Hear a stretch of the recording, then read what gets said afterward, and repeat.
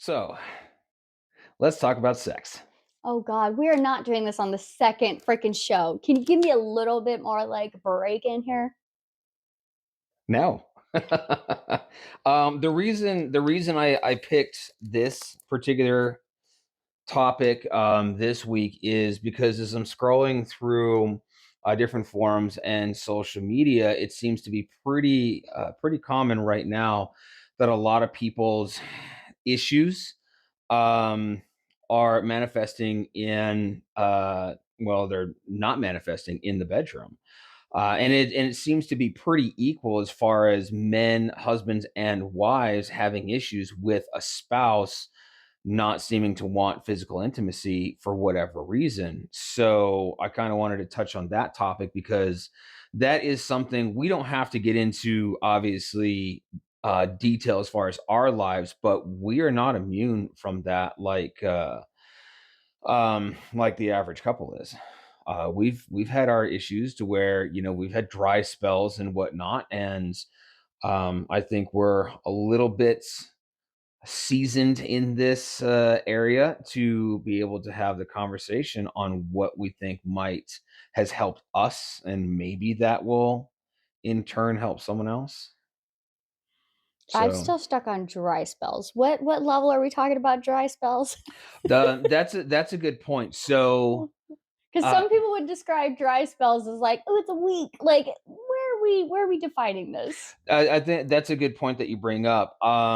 From again the forums when I'm reading some of these different questions and videos that I'm seeing about people searching for help, they're not talking about like, oh, we haven't been physically intimate with each other in like a week. No, no, no. This is like um and what I'm also seeing is it's not it goes past age, it goes past years been married.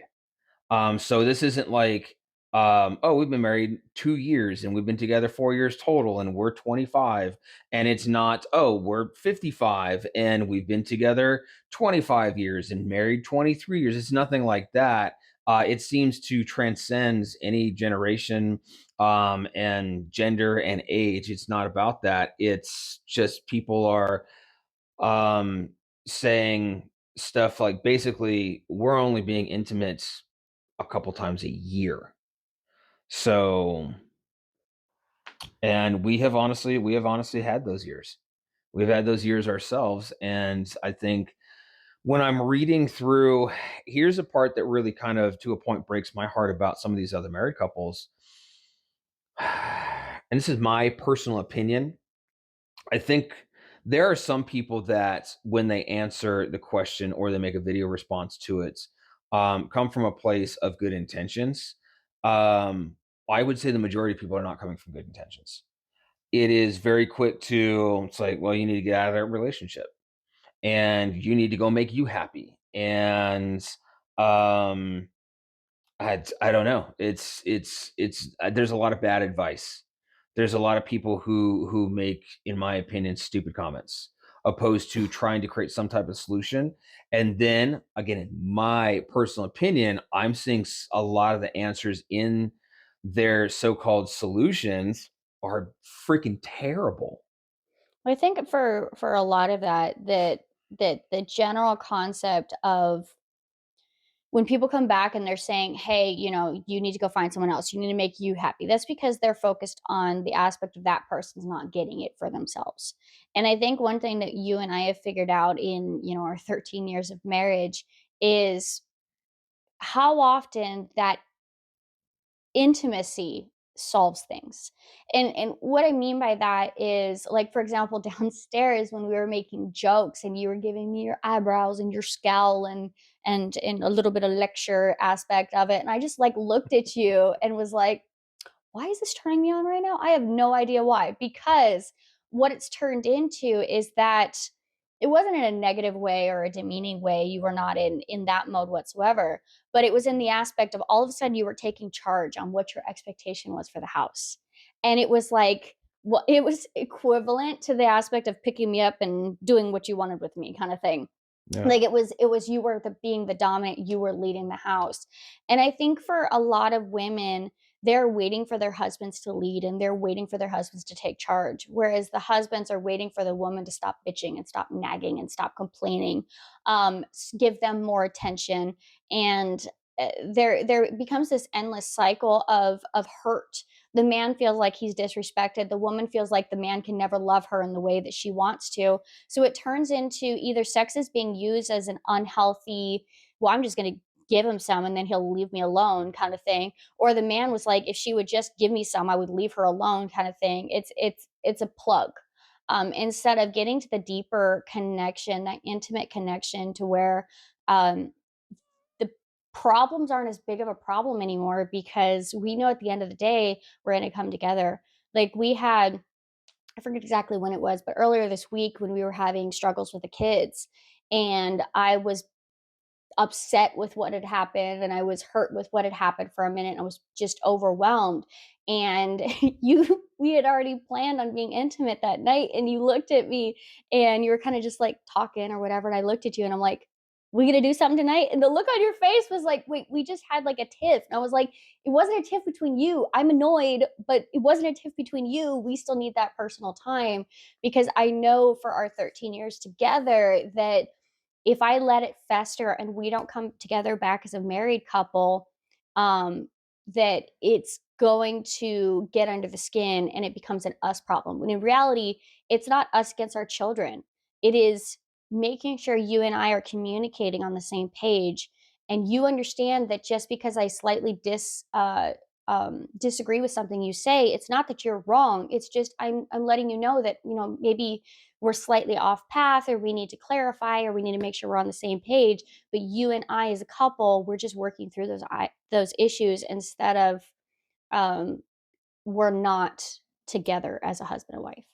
Yeah, yeah. I agree with you on, all that sentiment that you just all those points that you just made. It goes back to communication. That's the biggest thing that I see when I read these stories, when I watch these videos, when I've talked to couples in person. Because surprisingly, I have had having taught the martial arts for in it for 27, 28 years, taught it for 25 of those years, owned my own gym for 20 of those years. How many personal conversations I've had with people you would think that, you would never, it's like, why are people going to their martial art instructor? It's like, it's not that they're going to their martial art instructor for advice. It kind of just turns into when you get to know someone, you train with someone over the years. And I always left myself open as a book for my students. So there'd be times in a private lesson or after a class, everybody's kind of gone, and it's just like, hey, how's things going? How's the wife? How's the kid? And the person feels comfortable with you, and then they just start telling you stuff. I've always been that guy that people want to tell their stories to for some reason. You've witnessed that. I could stand in a grocery store line and some complete stranger, it's like, man, I remember back in 73 when I was doing X, Y, and Z, and this ABC and happened. It's like, who the hell are you? Meanwhile, you went to the store to get away from all the talkative people at home, and you find the one person at the store that are like, "Hey." I know. I find that person there that wants to tell me the story. But my point is what I found over the years is what you had said. It's like they're not communicating with each other, and so talking to people, especially face to face and in person. Obviously, mostly husbands because I'm a guy, but I have had the occasional woman in a private lesson or after class ask me questions because, like, well, hey, you're married, or oops, there's the there's the house there. I want to turn that off. Yeah, I think we should turn that off. But I've had the occasional woman say the same thing because they're looking for a man's perspective and say, hey, you're a guy and you're a husband or you have kids. It's like, my husband X, Y, and Z, what do you think he means when he says this? Or what do you think it means when he does this or something? They're obviously looking for some type of translation because they're at their wits' end. And like, I'm trying to figure out what is going on in our relationship and I don't know. So I need to start looking at other resources and avenues, if you will, to try to figure that out. And the biggest thing it boils down to is, long story short, is it boils down to communication. Hmm. the couples are not talking to each other. The husbands and the wives are not talking to each other.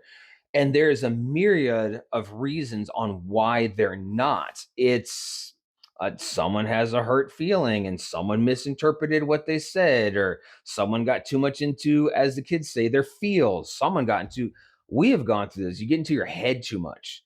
And that's something I see a lot of couples today doing. They just get inside their head too much and they start overthinking things. And I don't know. It's like they start creating these scenarios and stories in their head of what's happening, even though it's like, nope, that's not happening at all.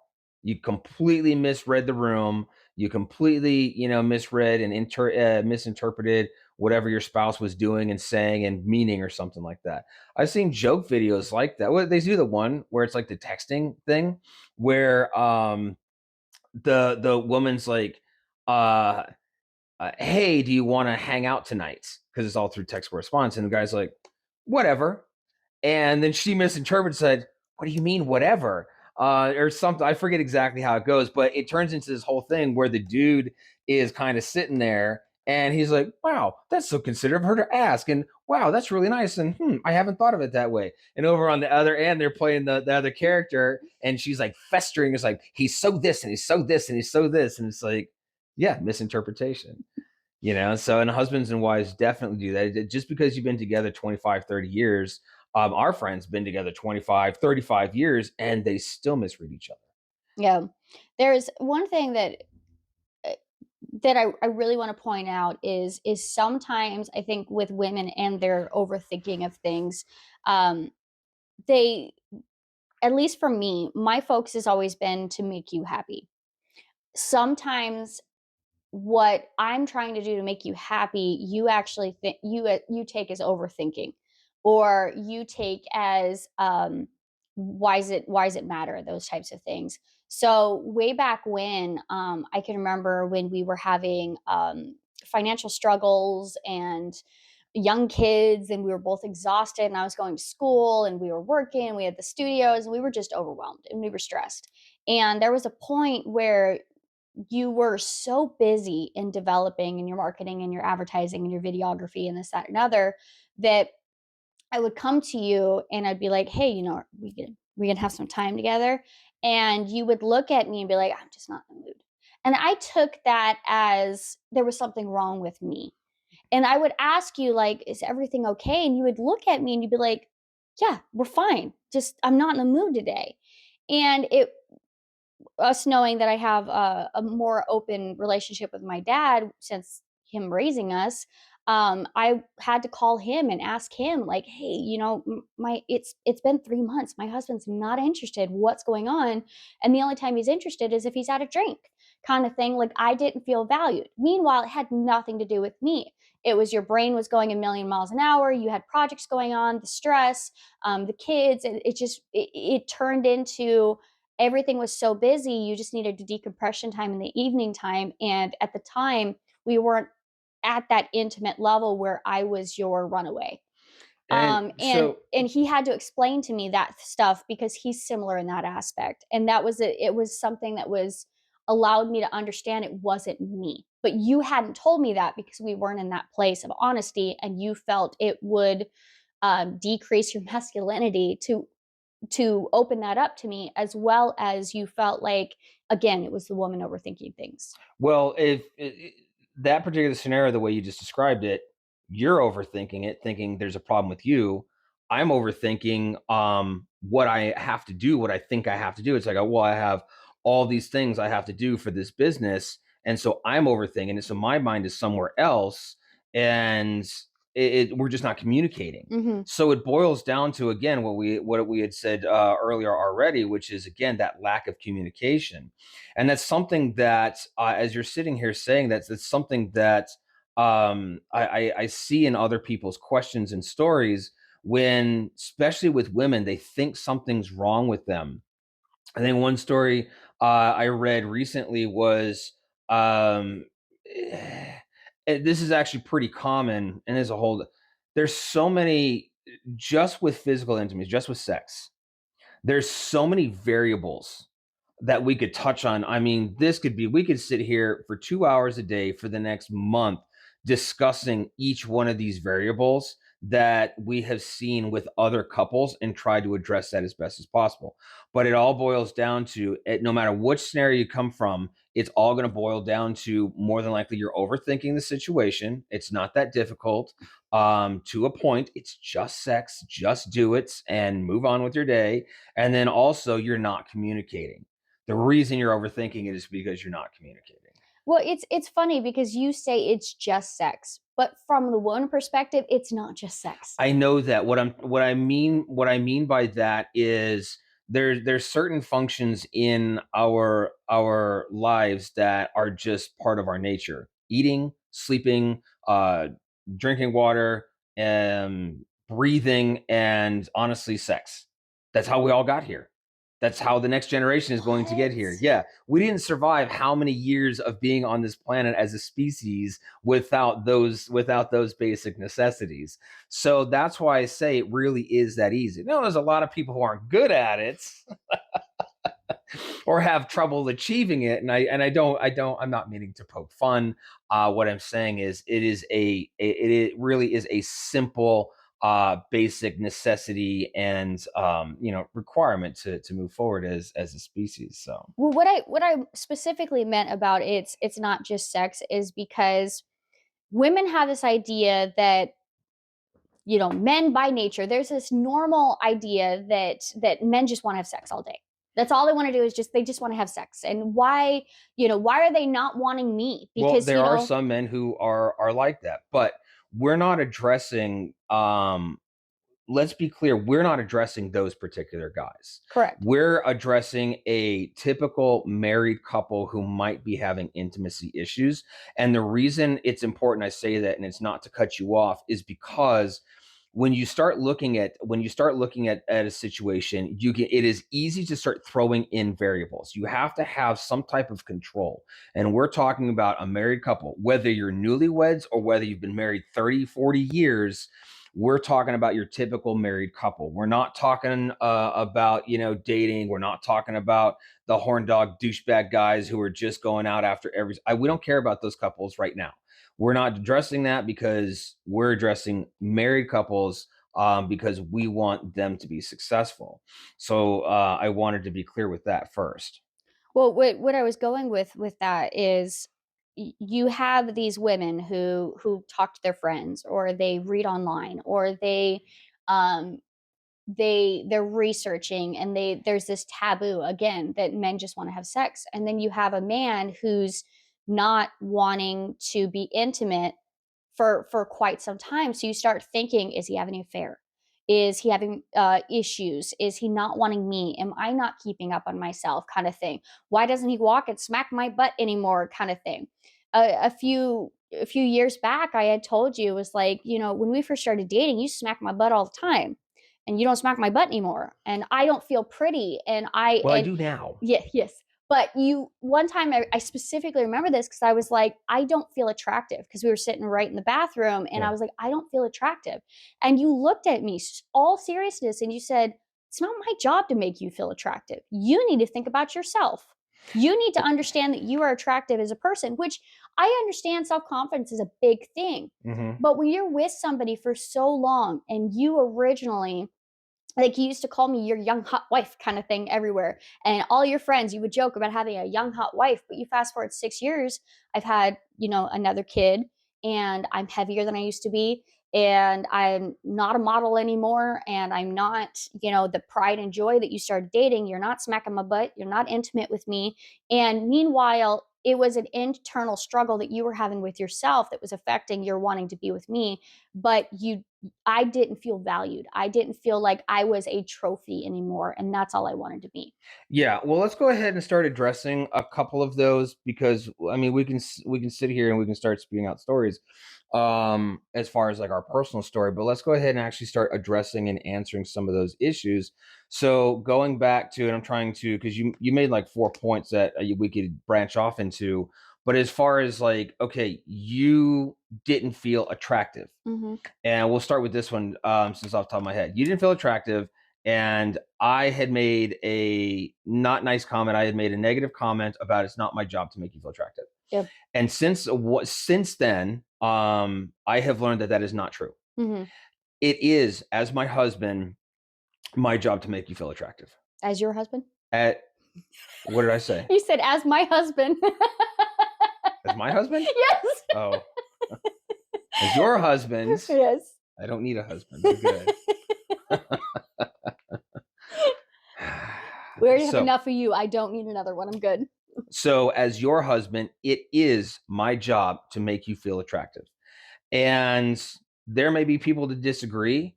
What I have come to learn is why I feel it is my job to make you feel attractive is because when you feel attractive, and when I start saying things that make you feel, and they have to be nice things. Mhm. They can't be vulgar. And they have to be true, Yeah, they have to because be true. we can call your bullshit out in 2 seconds. Like, Yes. So it has to be authentic. And you want to find real compliments, or real attributes to be attracted to be attracted to your spouse, to your wife. And what I realize is as I say these compliments to you, it goes back to what we've discussed before. It makes you feel loved Mhm. because I'm saying nice things. And then when I start looking for reasons to be attracted to you, I start honestly in my mind realizing, holy shit, I actually am really attracted to you. And then without even trying, it's like maybe in the beginning, because I'm out of habits, I have to try. And I'm like, okay, well, I like this and I like this. Okay, we'll give her a compliment on that. You start giving a compliment, and you're trying to find these little gems about your spouse in the beginning, but then after a while, it just becomes part of the nature of the relationship, which is you're just finding them. They're just all of a sudden they're all over the place. Like you were blind before, and now it's like, holy crap. And it's like I see all these gems on why I am now attracted to my wife every single day. And it's easy. On the reverse end of that, to play devil's advocates, men need to feel respected. Mhm. And we've learned that over the years. So it's the same thing. So wives can have a tendency, men on the same. So it's not like, we're good, you're bad or anything. So men find reasons. It's like, I said I love you because I took out the trash. I said I love you because I gassed up your car. I said I love you because I changed your brakes and your oil and I did the yard and I did all these things. It's like, that's fine. That's the man's love language, or that's how he shows that he appreciates his wife. But again, he still needs to verbalize it Without being asked. without being How many asked. That is times you go huge. to get my car gassed up Yeah. and I didn't ask? Yeah. How many times do you're like, "Oh, hey, since I went to go get your car gassed up, I also stopped off and I vacuumed up your car." Mhm. Now, granted, it normally comes with a joke of stop letting the kids eat in your car because it's gross back there. It is. The kids are disgusting little trolls that you ruin everything. If you drove in your car by yourself, your car would be fine, and I'd have to clean it once every few months. But when the kids are in there, I mean, it's just every single week. It's like, why is there trash in the door handle? Why is there what the? That doesn't happen in my car because I don't. There's a rule. There's no eating and drinking in my car. Except for when you allow them. Which is rare. That's literally like twice a year. I'm not even kidding. Twice a year. So yeah, it's like you can have water in my car. It's like I'm not even giving you a soda. It's But like one we'll eat and drink. We'll stop. We'll get out of the car. But going back to what I was saying, so as far as the respecting, like you just said, yes, it has to come from a you have to not be asked to find these loving little gems. You just the actions are great, and the women do appreciate it. The wives do appreciate it, but they just want to be told that they're loved. They want to be told that they're pretty. They want to be respected too, and they want to be told all these nice things.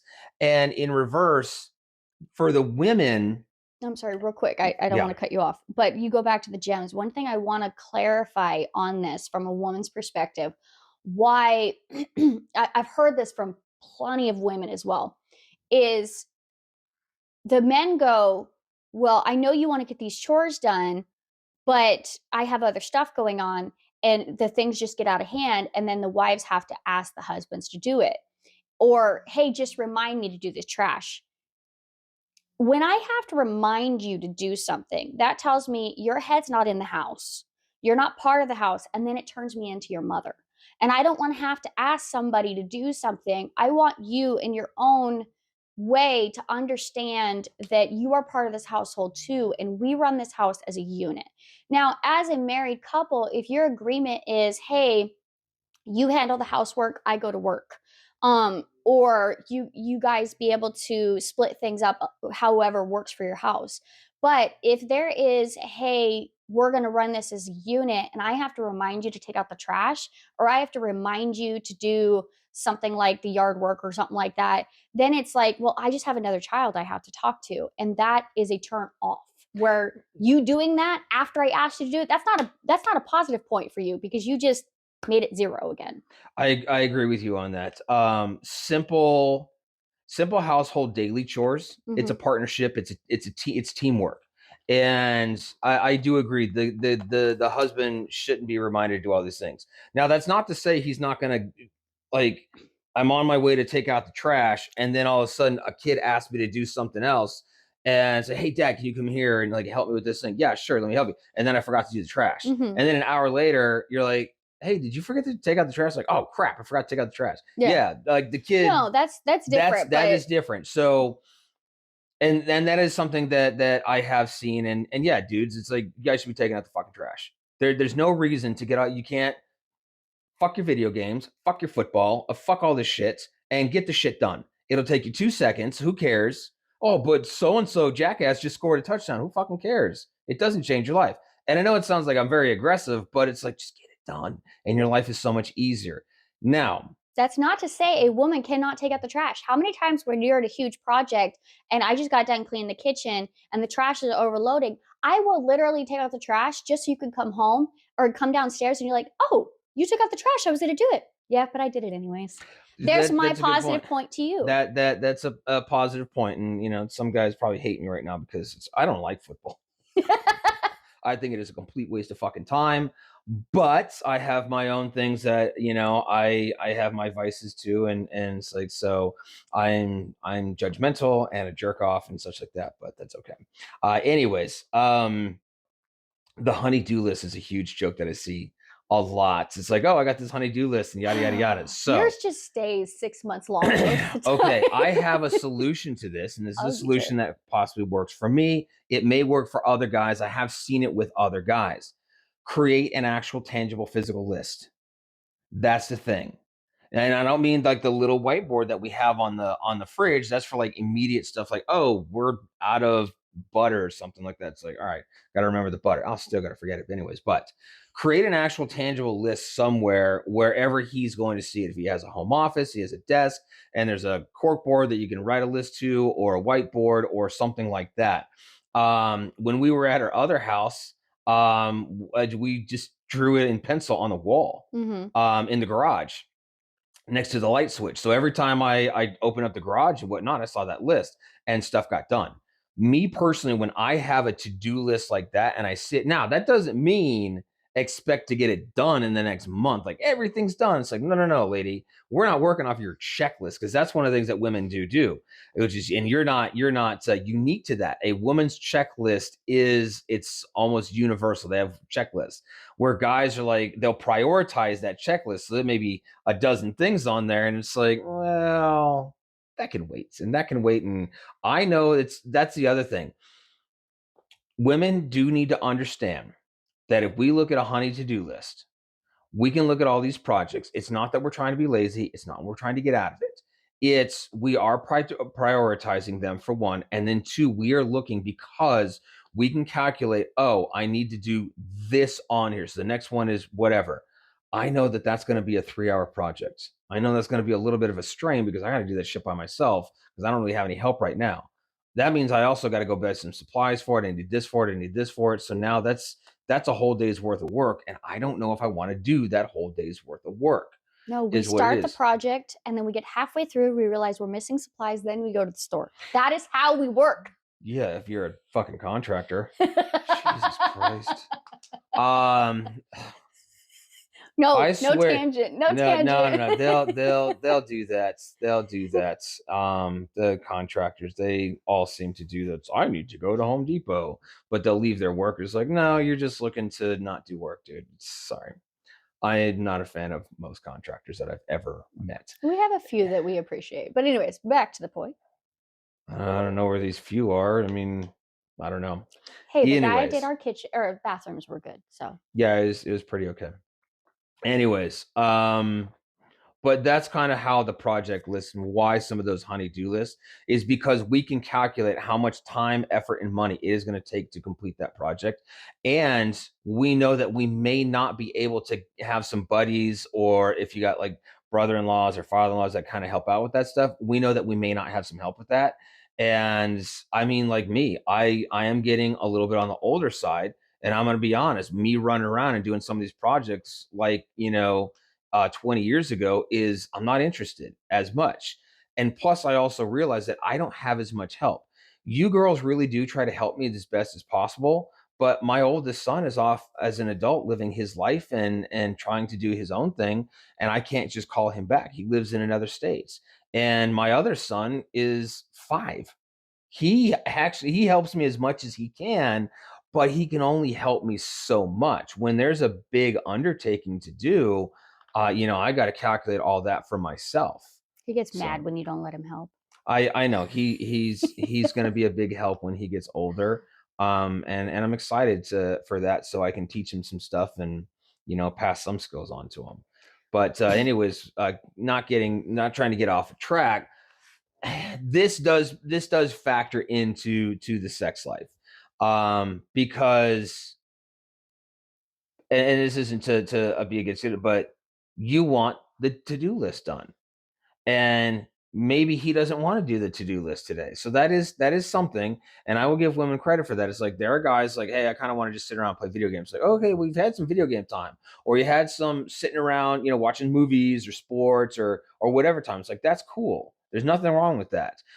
If your guy goes to work, I don't care if he's going to work in an office, I don't care if he's going to work out in the field somewhere, and he is busting his ass to provide for his family, give that fucker a day of rest. And Mhm. if you don't, like all of a sudden it's like, it's Saturday, it's whatever day. It's like, no, not necessarily. Maybe Saturday for him is rest day and he'll do it on Sunday. Or fine, he gets up on Saturday and does it, but then Sunday's rest. Don't make it a whole weekend thing because then you just piss him off. So it's not that. It's he doesn't want to work 7 days a week. You're just gonna wear the life right out of the man. So I watch my dad do that stuff. That's one of the reasons I'm a little bit more passionate on it, and why I kind of set some boundaries, which is I don't like doing chores on Sunday at all. I never have. And I don't want to, and you're not going to make me. So let's say, hey, let's go out here and let's go out here. So I don't want to. Sunday is a day that I personally, I'm old enough now to where it's typically maybe I'm gonna eat some food and maybe I'm gonna take a nap and maybe I'm gonna watch some movies or something like that, or do something. I don't know. Which is funny because Saturday is rest day for me, and Sunday, because with the corporate job, by the time I come home on Friday, I'm freaking fried. So Sure. Saturday is oftentimes where it's like maybe I go shopping, maybe that for the mom to do list, um, and then Sunday ends up being my relaxed day. So we end up going on this struggle Yeah. because in reality, since you and I have gotten a little closer, a lot of the honey-do list ends up being both of us. I like the projects and I want to do it, but we aren't trusted to allow Trissa to delegate the progress because I So and that can be a solution too. That could yeah. be a solution too. And this kind of goes back to also it's how I tell the kids. It's like you want something, and my initial reaction is probably more than likely going to be to say no. You like to say maybe there's a possibility. I like to just say no. It's because I want to wait till the moment to see if I'm in the mood. I don't I'm, want to say no no, I'm because talking then about they the get kids. sad. I know, I and give them yeah, hope and then take it away at the last second. I don't like doing that. I would rather say, and this is just it's everybody's different. Um, but I do a lot of times I will say no. And then I will tell them, sell me on why I need to say yes. I'm giving you a hard no. And the reason being I do that is I'm not doing it to be a jerk. I am doing that because I want our kids to want things in life and to learn to go after it. And I want them to learn that there's going to be a lot of shut doors in their face and not, excuse me, and not to get discouraged. You see a shut door, you either need to find another door that's open, or you need to learn to pick that lock, or you need to learn to kick that thing in. But if you want something, that you got to go after it. And I am a little bit harsher on the kids with this than you are, and that's fine. Um, but their negotiation skills have increased significantly in the last couple of years since I started, telling them, it's like, sell me on why. So I bring that back to the It husband and wife. borderlines a little bit of manipulation. Me or them? Them. They try to, because them thinking and needing to articulate a reason why, other than because I want to, or because I want it.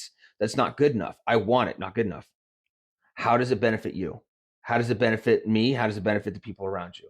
I want you to learn how to articulate, because this is going to help you in communications later on as an adult. And in all relationships, whether it be a work relationship, a friendship, or a spouse. So I bring this back to the spouses. It's the same thing.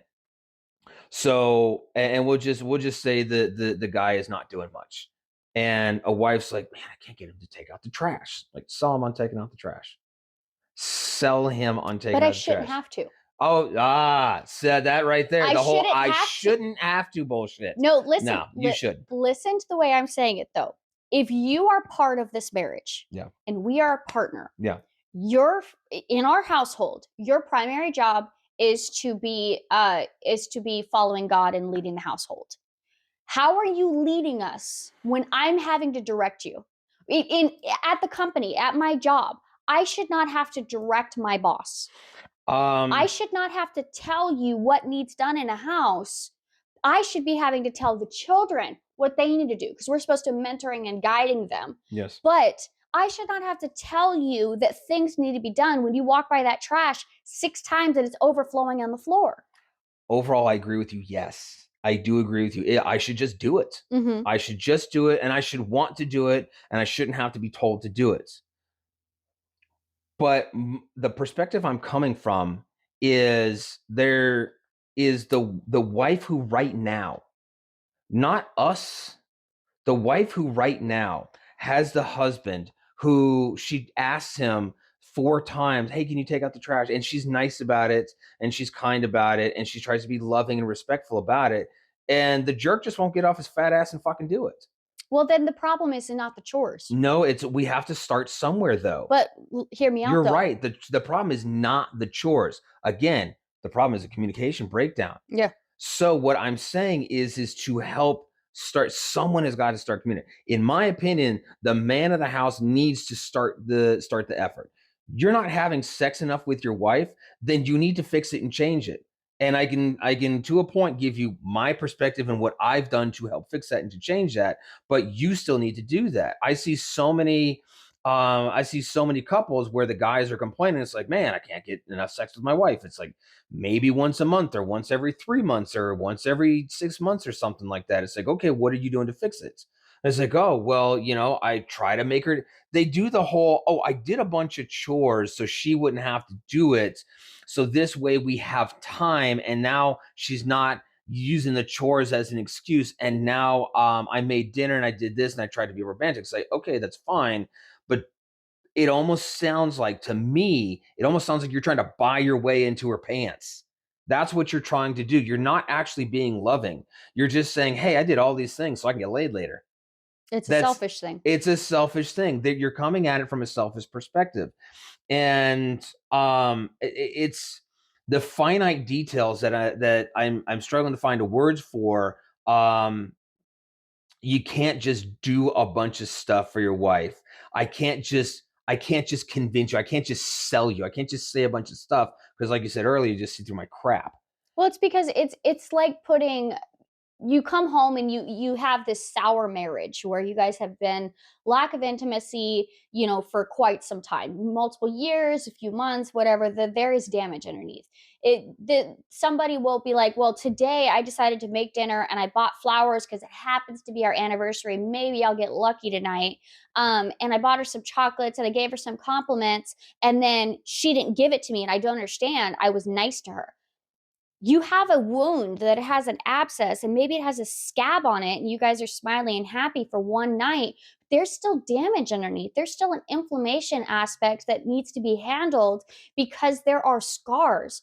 You and I have talked about this in the last few weeks seriously on how even in the bedroom that there are still things we're discovering about each other because the fact there was scabs before Mhm. that we didn't go there, we didn't touch that, we didn't address those things because there were wounds that we have now built up and healed incorrectly that now we're having to scratch back open to be able to discover each other again. So, in the aspect of there's intimacy and the guy tries for 1 or 2 days or a few weeks, that woman is still hardened and giving her gifts, but not allowing that pain to come back.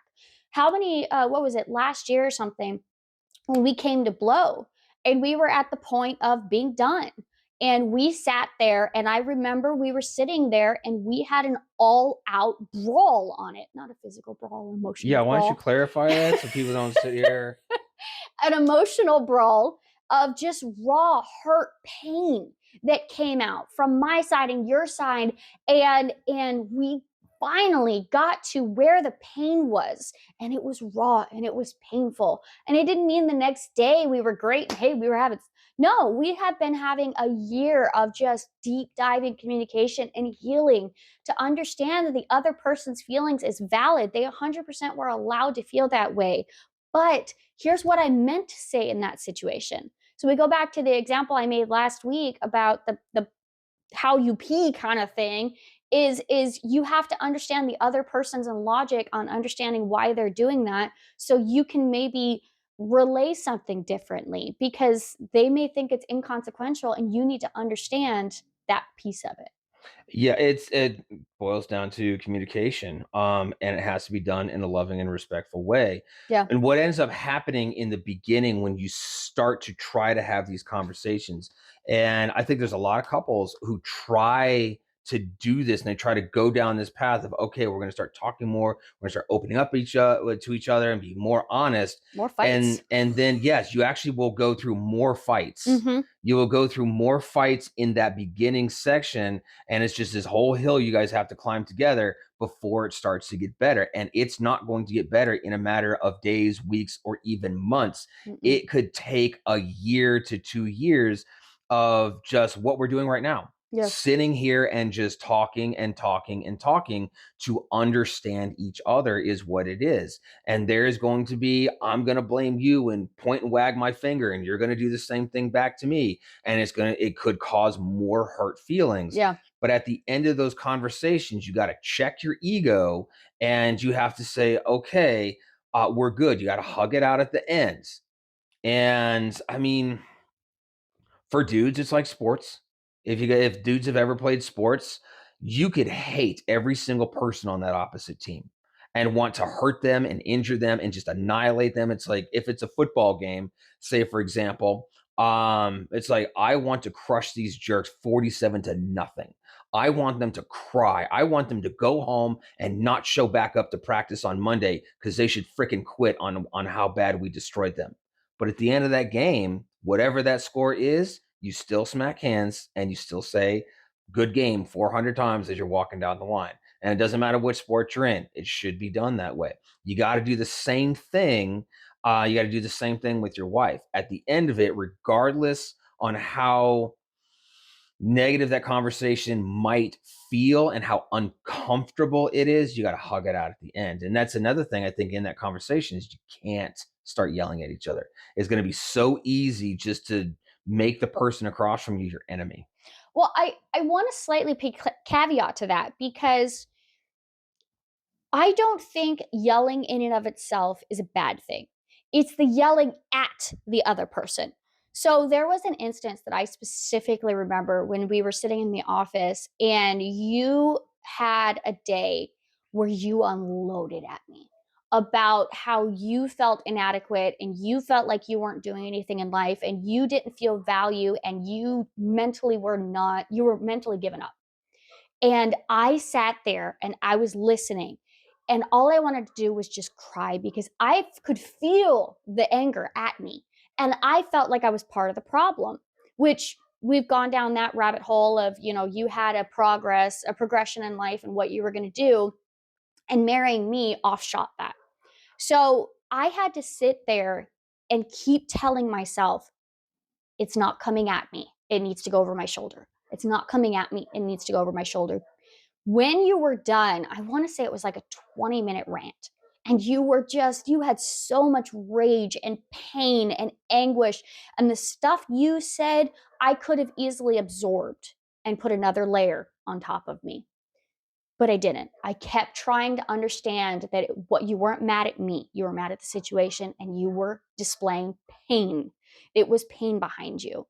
And when we were done, you sat there in just this emotional, raw state and you looked at me and you said, thank you. And I can't explain the pride I had as a woman, the fact that I was being able to be my husband's safety net. That was something you'd never done before, was you were never able to unload your emotions onto me and me be safe enough to be able to take them and not take them in.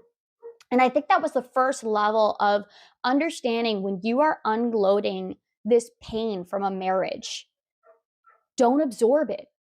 You need to just say, you did this and it made me feel this way, not you are this. Because if the person that you're with way back when you still believe is a good person, they just did things that upset you. That is not their character. That is not the person that you're married to. And I think you need to separate those things. Hmm. And that's tough to do. It's very easy for, I think, a woman to take all that frustration that a guy has Mm-hmm. and absorb it and think it's them. Yeah. And it's not. What it is for most men, we really don't have a place to go. You can't necessarily. There are a few guys who they're pretty open with each other, which is awesome. I've seen it a couple of times in my almost 50 years, but it's not very common to where you can just have some friends or a family member or a group of guys that you typically hang out with and you just get to unleash. There's just no way to do that because then your guy friends or whoever, they think there's something wrong with you. Well, you don't get to You, go hang out with your guy friends and just fucking cry. There's a level of like man thing that you have the pride Mhm. of, I'm not going to bawl my eyes out in front of anybody. But there's also this taboo that a man should not cry. Yeah, I think that's a bunch of horseshit. Um, and where I really started, because I've always felt that way, but where I guess I started getting confirmation is by doing more research into some of our special operators. Mm-hmm. And now, like, they all have like books and podcasts and stuff like that. And when you're watching them, you start listening to their stories, and some of them have some really cool stories, and then they have training videos, but then you'll get a glimmer of they'll allow themselves to be vulnerable on camera, and you just see these guys who the average dude would look up to and be like, oh, this guy's DevGuru, and he's done all these missions and he's so awesome and he's this and this and this. And then he's sitting there in just a mess, just crying his eyes out or trying not to.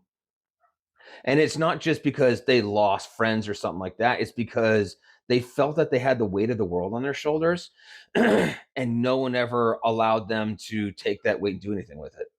No one ever took that weight off of them. So now they're just emotional mess. And that's one of the reasons why they become addicts. And then suicide becomes a big problem with them.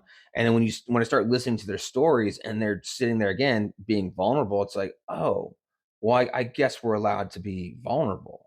And it's not necessary because everybody's going to have their own people, but who they kind of look up to. And, for me, it's, military personnel and fighters and such like that. And when you're watching these guys, We're supposed to be the epitome of strength and yeah, they're supposed to be, the alpha males of all alpha males, so what are the kids called now? Sigmas or some shit like that. But, when you look like, so for me personally, I grew up since I think about age 10. I'm a huge Mike Tyson fan. Love Mike Tyson. Never liked Robin Givens. Don't believe he was guilty of the crimes he went to prison for. Mike Tyson. Sorry, I'm Mike Tyson. I'm on Team Tyson. So when you start watching him, and then when he went through, his whole uh, uh, whatever the medication, the lithium he was on in the Yeah. early 2000s, Mhm. and it's like, nope, sorry, Mike is still Mike, and I still love Mike, and I don't care. And now he's got a podcast, and then when he did the his own uh he had the Las Vegas special, and he did his own documentary movie, and you're watching this guy, and I read his book, and he's just in tears Yeah. because, again, the same thing. He's supposed to be the baddest man on the planet, and he's got all this weight on his shoulders, and then he just lets it go, and it's like, oh, our heroes cry, so it's okay, I guess. I think for me, from the wife perspective, the biggest eye opener at the beginning of our discovery, we'll call it. Um, Here, you can have mine. I'm gonna say, I guess I left mine somewhere else. I would say the biggest part for me, from the wife perspective, the discovery of it was watching the SEAL Team show. I cannot thank the writers of that show the way that they wrote it, because they didn't just have these male bravado characters. They made them raw and they made them real. If I'm not mistaken, what was it, season 2, when Ray had the issue?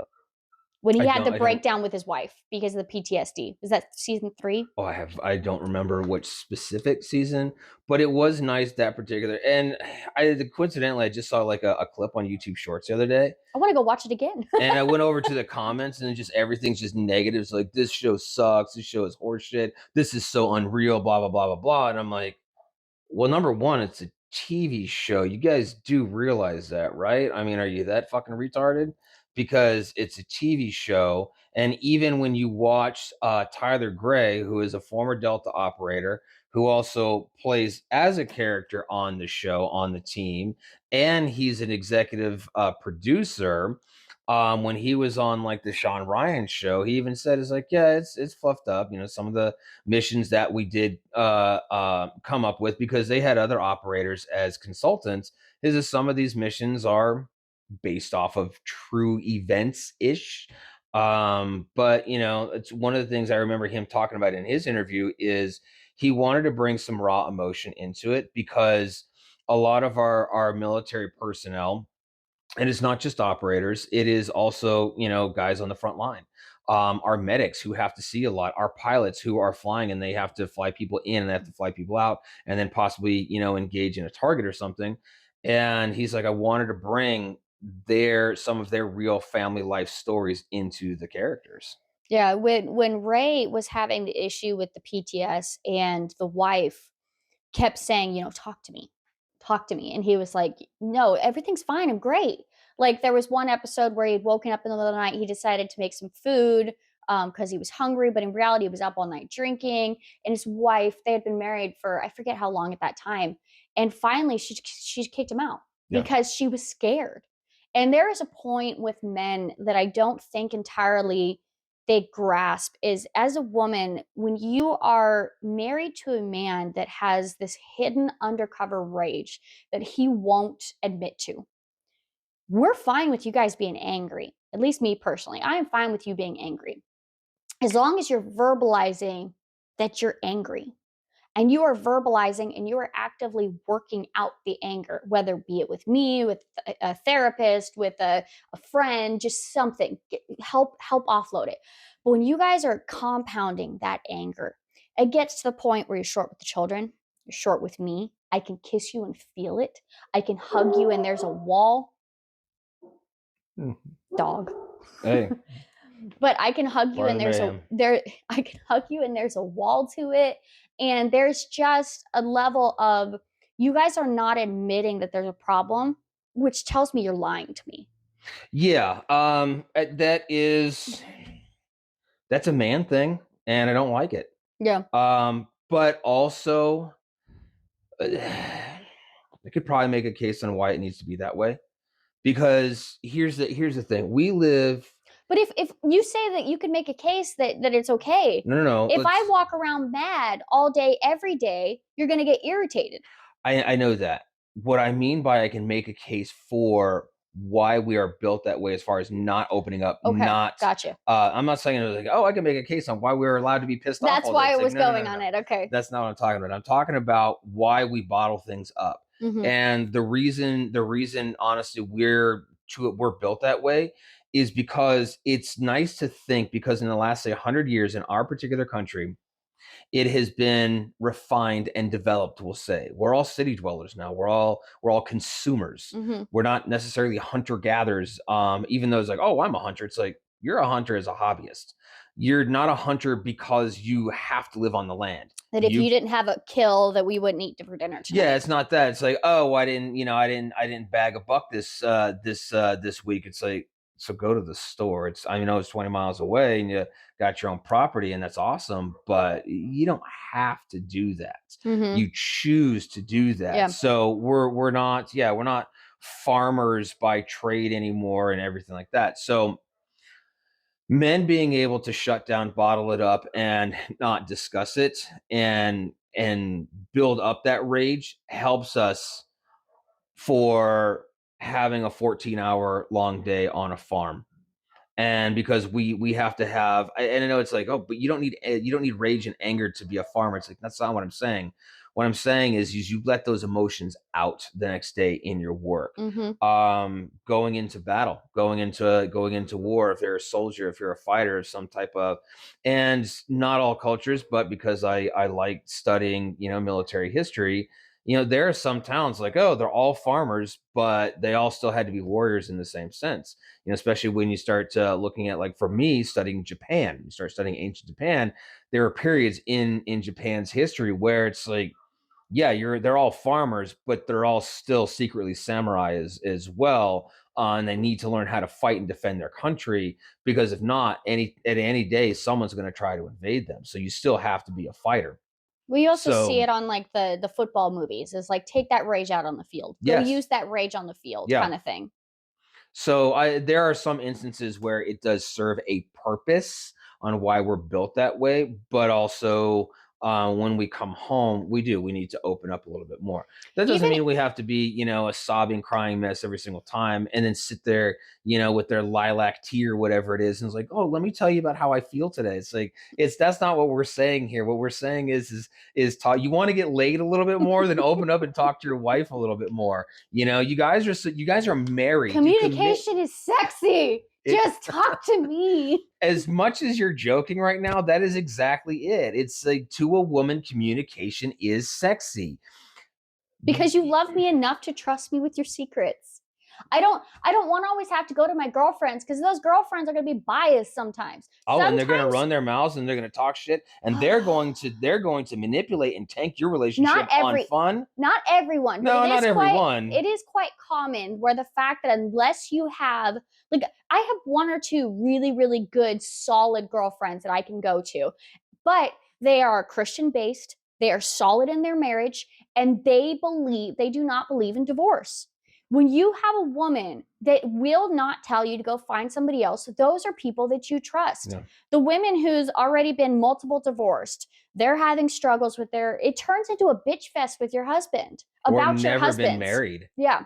Yeah, those type. If Oh, it's as bad as talking to your friends about, venting about your children and they don't have kids and like, you should be stronger on them. And it's like, I'm sorry, how many have you raised? Oh, none. Yeah, I You don't don't have understand the friends. I don't chaos. have friends like that.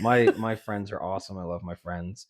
We don't always see eye to eye, but we still respect each other for each other, and that's why we've been friends. Literally, all four of us been friends since high school.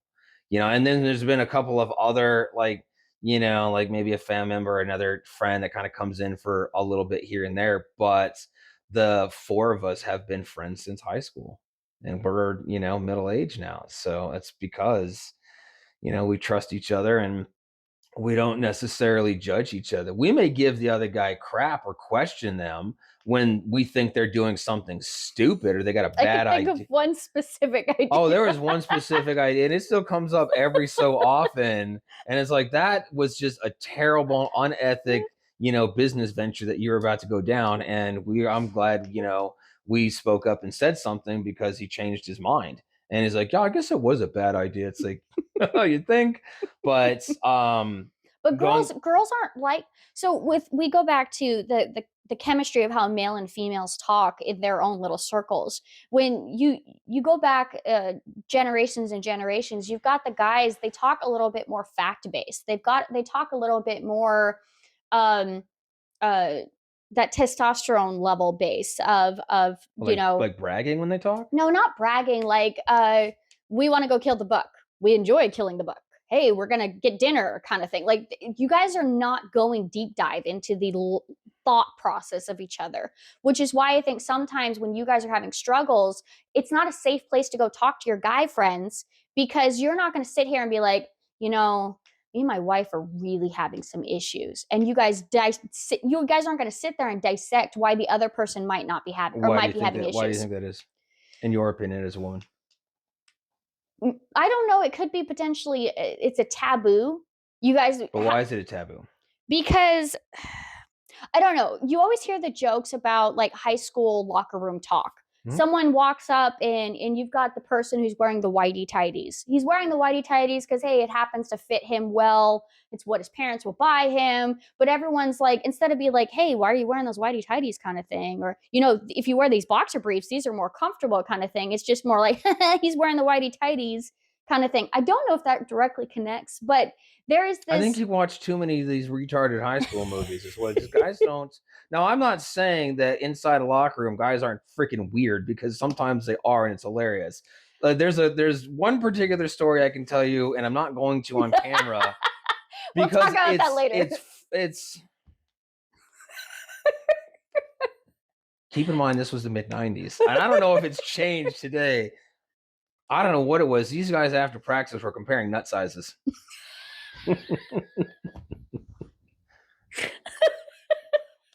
I don't come from a very open family.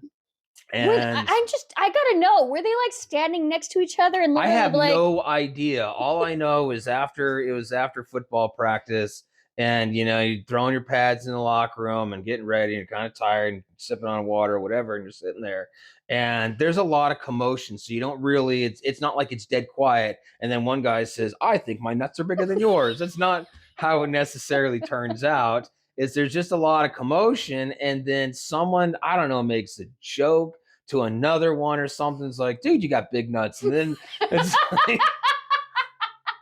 it's like, let me see. I have no idea. But it's you weren't invited to that competition. I wouldn't have joined that competition. Not because I feel inadequate in any ways. It's just I don't have that. I come from parents that are very reserved. And we were very reserved. So your father is reserved. Your mother is not. She has made you quite awkward multiple times. Because she had the conversations, all the important conversations with my sister, but no one had any conversations with me. So I had to figure things out on my own. And mostly where I figured things out was I did not feel comfortable going to the guy friends that I had at the time, in my late adolescence and early 20s. And that's not my current friends. This was another time and another group of friends, and I did not feel comfortable talking to them about it. So I just went along with it, and eventually it turned out to where I started getting comfortable asking girlfriends. Yeah. And girlfriends, man, they loved educating me. Yeah. And they weren't in a disrespectful, condescending. It wasn't like, oh, you don't know that, or it wasn't that type of bull crap. They were, I don't know, it was almost refreshing for them, because in your late teens, early 20s, most girls are used to douchey guys, because between 15 and 25, most guys are douchebags. And girls are, it's more like girls don't really like them. They're kind of just tolerating them. I'm like, well, this is what I got. It's either this or I got to go for the 35-year-old, and that's just weird to me. So I guess I'll tolerate this D-bag over here. So that's just what I see. So For me, it was I got the girls who they're like, "Oh, wow, that's so refreshing." And it's like, "I've never heard a guy talk like you and ask these questions." And they're always usually, this fake machoistic bravado bullshit that doesn't is not true. So, I learned through talking to girls. Well, for the question on why I feel that men don't group communicate, I can't specifically verbalize specifically why because I'm not a guy. But what it seems like from what I've watched for you in some of the issues you've had over the last few years is when you were at the brink of giving up with life, um, you didn't call them. You didn't turn to them. And you and I had a breakthrough just a few weeks ago where I got very, very upset because um when you needed the help the most, I was the first one to see there was a serious issue. And no matter how much I reached out to your friends and our circle of believers, and basically was like, you can't say that I reached out because then you're going to get frustrated with me because you already thought I was momming you enough as it was. Because I kept asking you what was wrong. I kept asking you if there was a problem. I kept asking you, like, how can I help? But you had shut me out at that point in time. So then I was picking at an infection even more and making it worse. So then I went the route of trying to, find friends, mutual friends to be able to help you, someone to see if they could get a real answer from you. And I remember one of the friends specifically had the date with you, or not the date, had asked you out for breakfast and then sat there and told on me and then sat there and vented his stress to you. And I know that that was not intended to be a negative thing, but that hurt because it came home and it sent us in an argument because I set up a date, a play date for you. Well, that particular instance, I wasn't necessarily mad at you. I was probably venting at you, but it did turn out because the whole purpose for it, and I knew the purpose for it was to try to reach out to a close friends and to try to talk to them about stuff. But it turned into me counseling them about their family, which is not a problem. Maybe that particular, because I look back at it now and I was like, well, maybe that friend didn't feel that they had anybody to go to and they really needed someone to talk to. And so they used it as an opportunity to open up to someone. Maybe they were in the exact same mindset or a similar mindset as myself and nobody knew about it. So when they got that opportunity, that's what it was. So I can get butthurt about it, but you can always get hurt feelings when you're not looking at it from someone else's perspective. So what helped me get past that particular, because I was upset by it for a while, and I'm like, yeah, I don't trust that person anymore, and yada yada. Was realizing, but what if they were going through the same thing and I didn't know about it, and you by contacting them for me gave them an opportunity to get some stuff out, and it helped them. And So then it benefits the there. selfish part of me, though, is you have spent, as you said, 20 plus years helping other people. Mhm. And in 20 plus years, I have never seen anyone come to help you. Never. Outside of me. I've been here for almost the whole time. But I have sat here and I have literally felt certain times, not recently, but I have felt certain times where I helped you to the point of feeling like myself was dying. And How do you mean? like basically I'm going to kill a part of my heart, the part that needs the love, the part that needs affection, the part that needs to keep going each day. And I give it up to God because if I can just last another day, maybe today will be the breakthrough where my husband starts loving me again.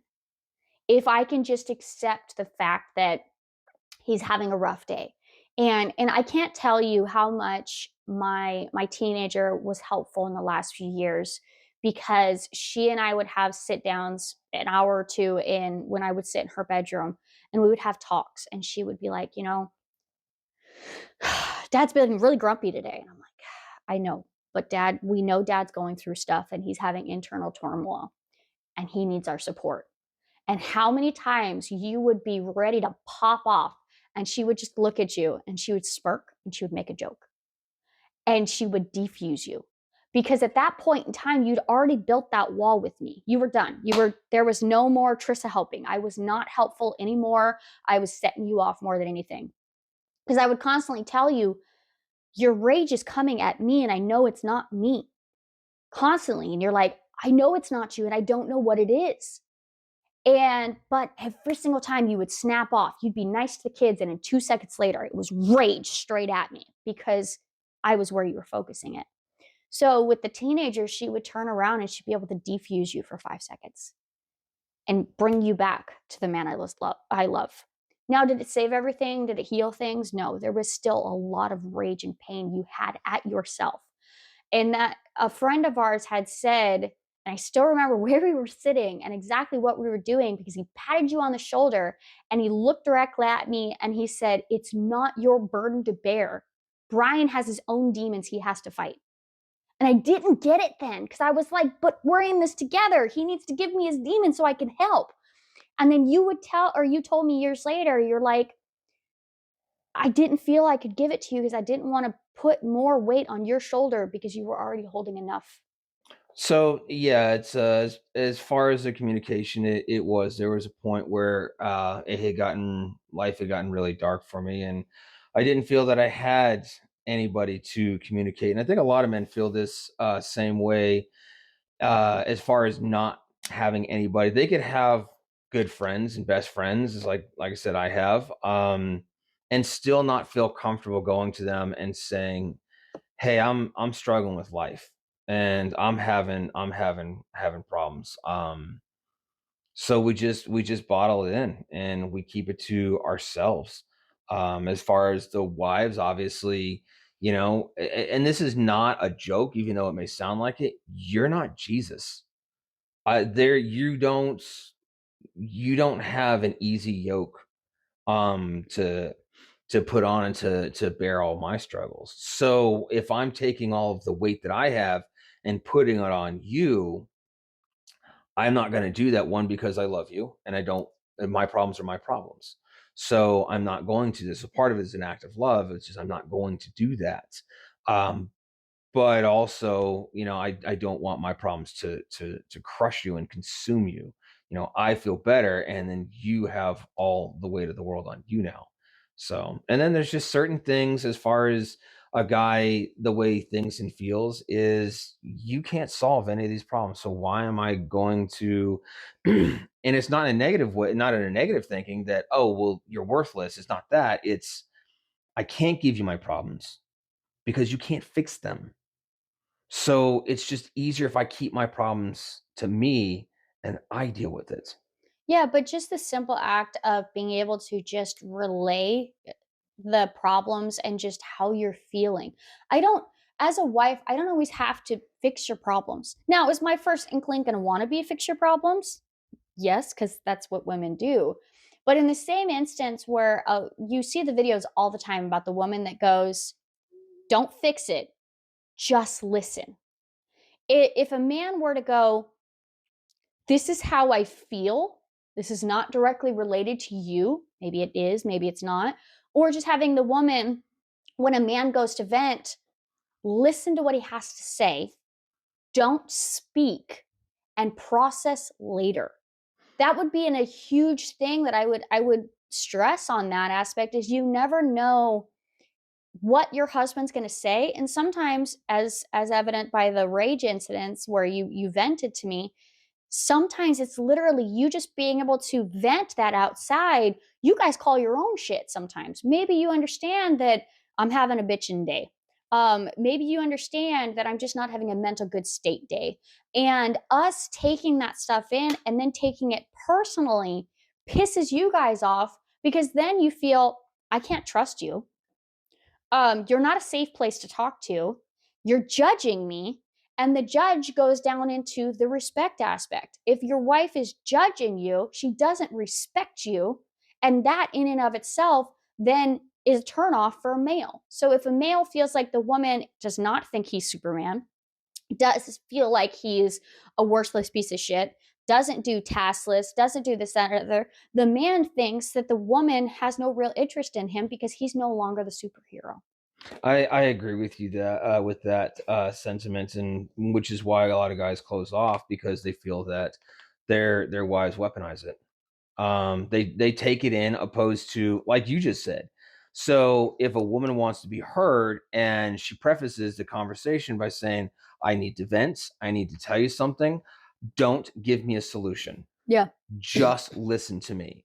Well, it's the exact same for a guy, which is, "Hey, I need to vent. I need to tell you how I'm feeling because I'm about to crack.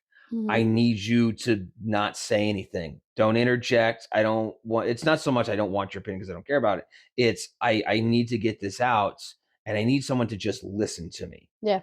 And it's not Because be we're supposed to judgmental. know you. Yeah. We're supposed to know you at the core level where your buddies may not know you at that core level. There's a prime example that went viral. I think I sent you the video or showed you the video where there was this middle-aged man. He's sitting on like his porch outside or something like that, and he's looking at what used to be a spool of copper wire. And he was saying, "I've had this spool for 30 years." And he just stared. He's just, excuse me, get a need some water there. Choking on myself this weekend. Dry. I don't get it. Like dry Arizona. I'm choking on myself. What? I have a lot of sex. Okay, calm down. Anyways, go ahead. I don't even know what you're talking about. Anyways, this guy he's looking at this spool of wire and you can see his wheels turning. Just about everybody, man, who's watched that video looked at him like that spool of wire is his life. Mhm. And he's looking at almost like each twine, each wrap of the wire is a day or a week or a life or something like that. And that wire represented his life. And he's like, "I've had it for 30 years and it's almost gone." It's like, my life is almost gone. And we don't know exactly what this particular man was thinking, but we can tell that he was contemplating his life and his past and possibly his future.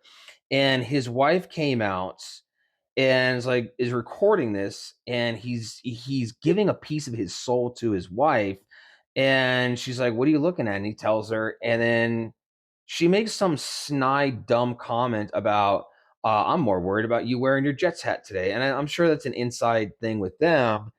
And basically, he opened himself up. He made himself vulnerable, and she crapped all over it, is what she did. Now, I'm not trying to bash the wife in any ways. I'm looking at this one particular video and what happens. And they could be a great couple. She could be a very loving wife. And it was just that one thing that she said that one time that didn't look too good or something like that. We've all made mistakes and look stupid. But that is an example, a prime example on how the average man feels, which is, I don't want a woman telling me stupid shit like that. And that's why I'm just going to keep my spool of wire to myself. Mhm. And I'm not going to tell you a damn thing because I don't trust you. Like you said, I don't feel that you're a safe space. Now, you and I have obviously gotten past that by conversations like this at nauseum over and over and over so we can understand each other. And again, we started off, just like I said earlier, which is we started off and it was a lot of arguments. It was a lot of heated discussions. It was a lot of, not feeling positive towards each other and thinking that we should stop talking because we're actually moving in a reverse direction. We're not moving forward. But eventually we got over that hill, we got over that hump, and then all of a sudden it changed. And because we got, so going back to kind of the theme of what we were originally talking about, because we got to a point of communication, because married people are supposed to be best friends. And I think a lot of married people are not best friends. Yeah. It's like, "Hey, who's your best friend?" If your wife or your husband is not number one on that list and number two way the fuck down here, I don't care. And I hear this. I don't care if it's your mom, your dad, your sister, your brother. It's like, you don't understand how close I am. I don't care how close you are. Your spouse is your best friend. No one else. You can't have two. If you have, because I've seen those relationships where One person, their best friend is kind of their spouse, but it's not. It's like their sister or their brother or their mom or their dad. It's like you're not going to have necessarily a good marriage. Your spouse, and you're never going to talk to them about it because you don't see a problem with it.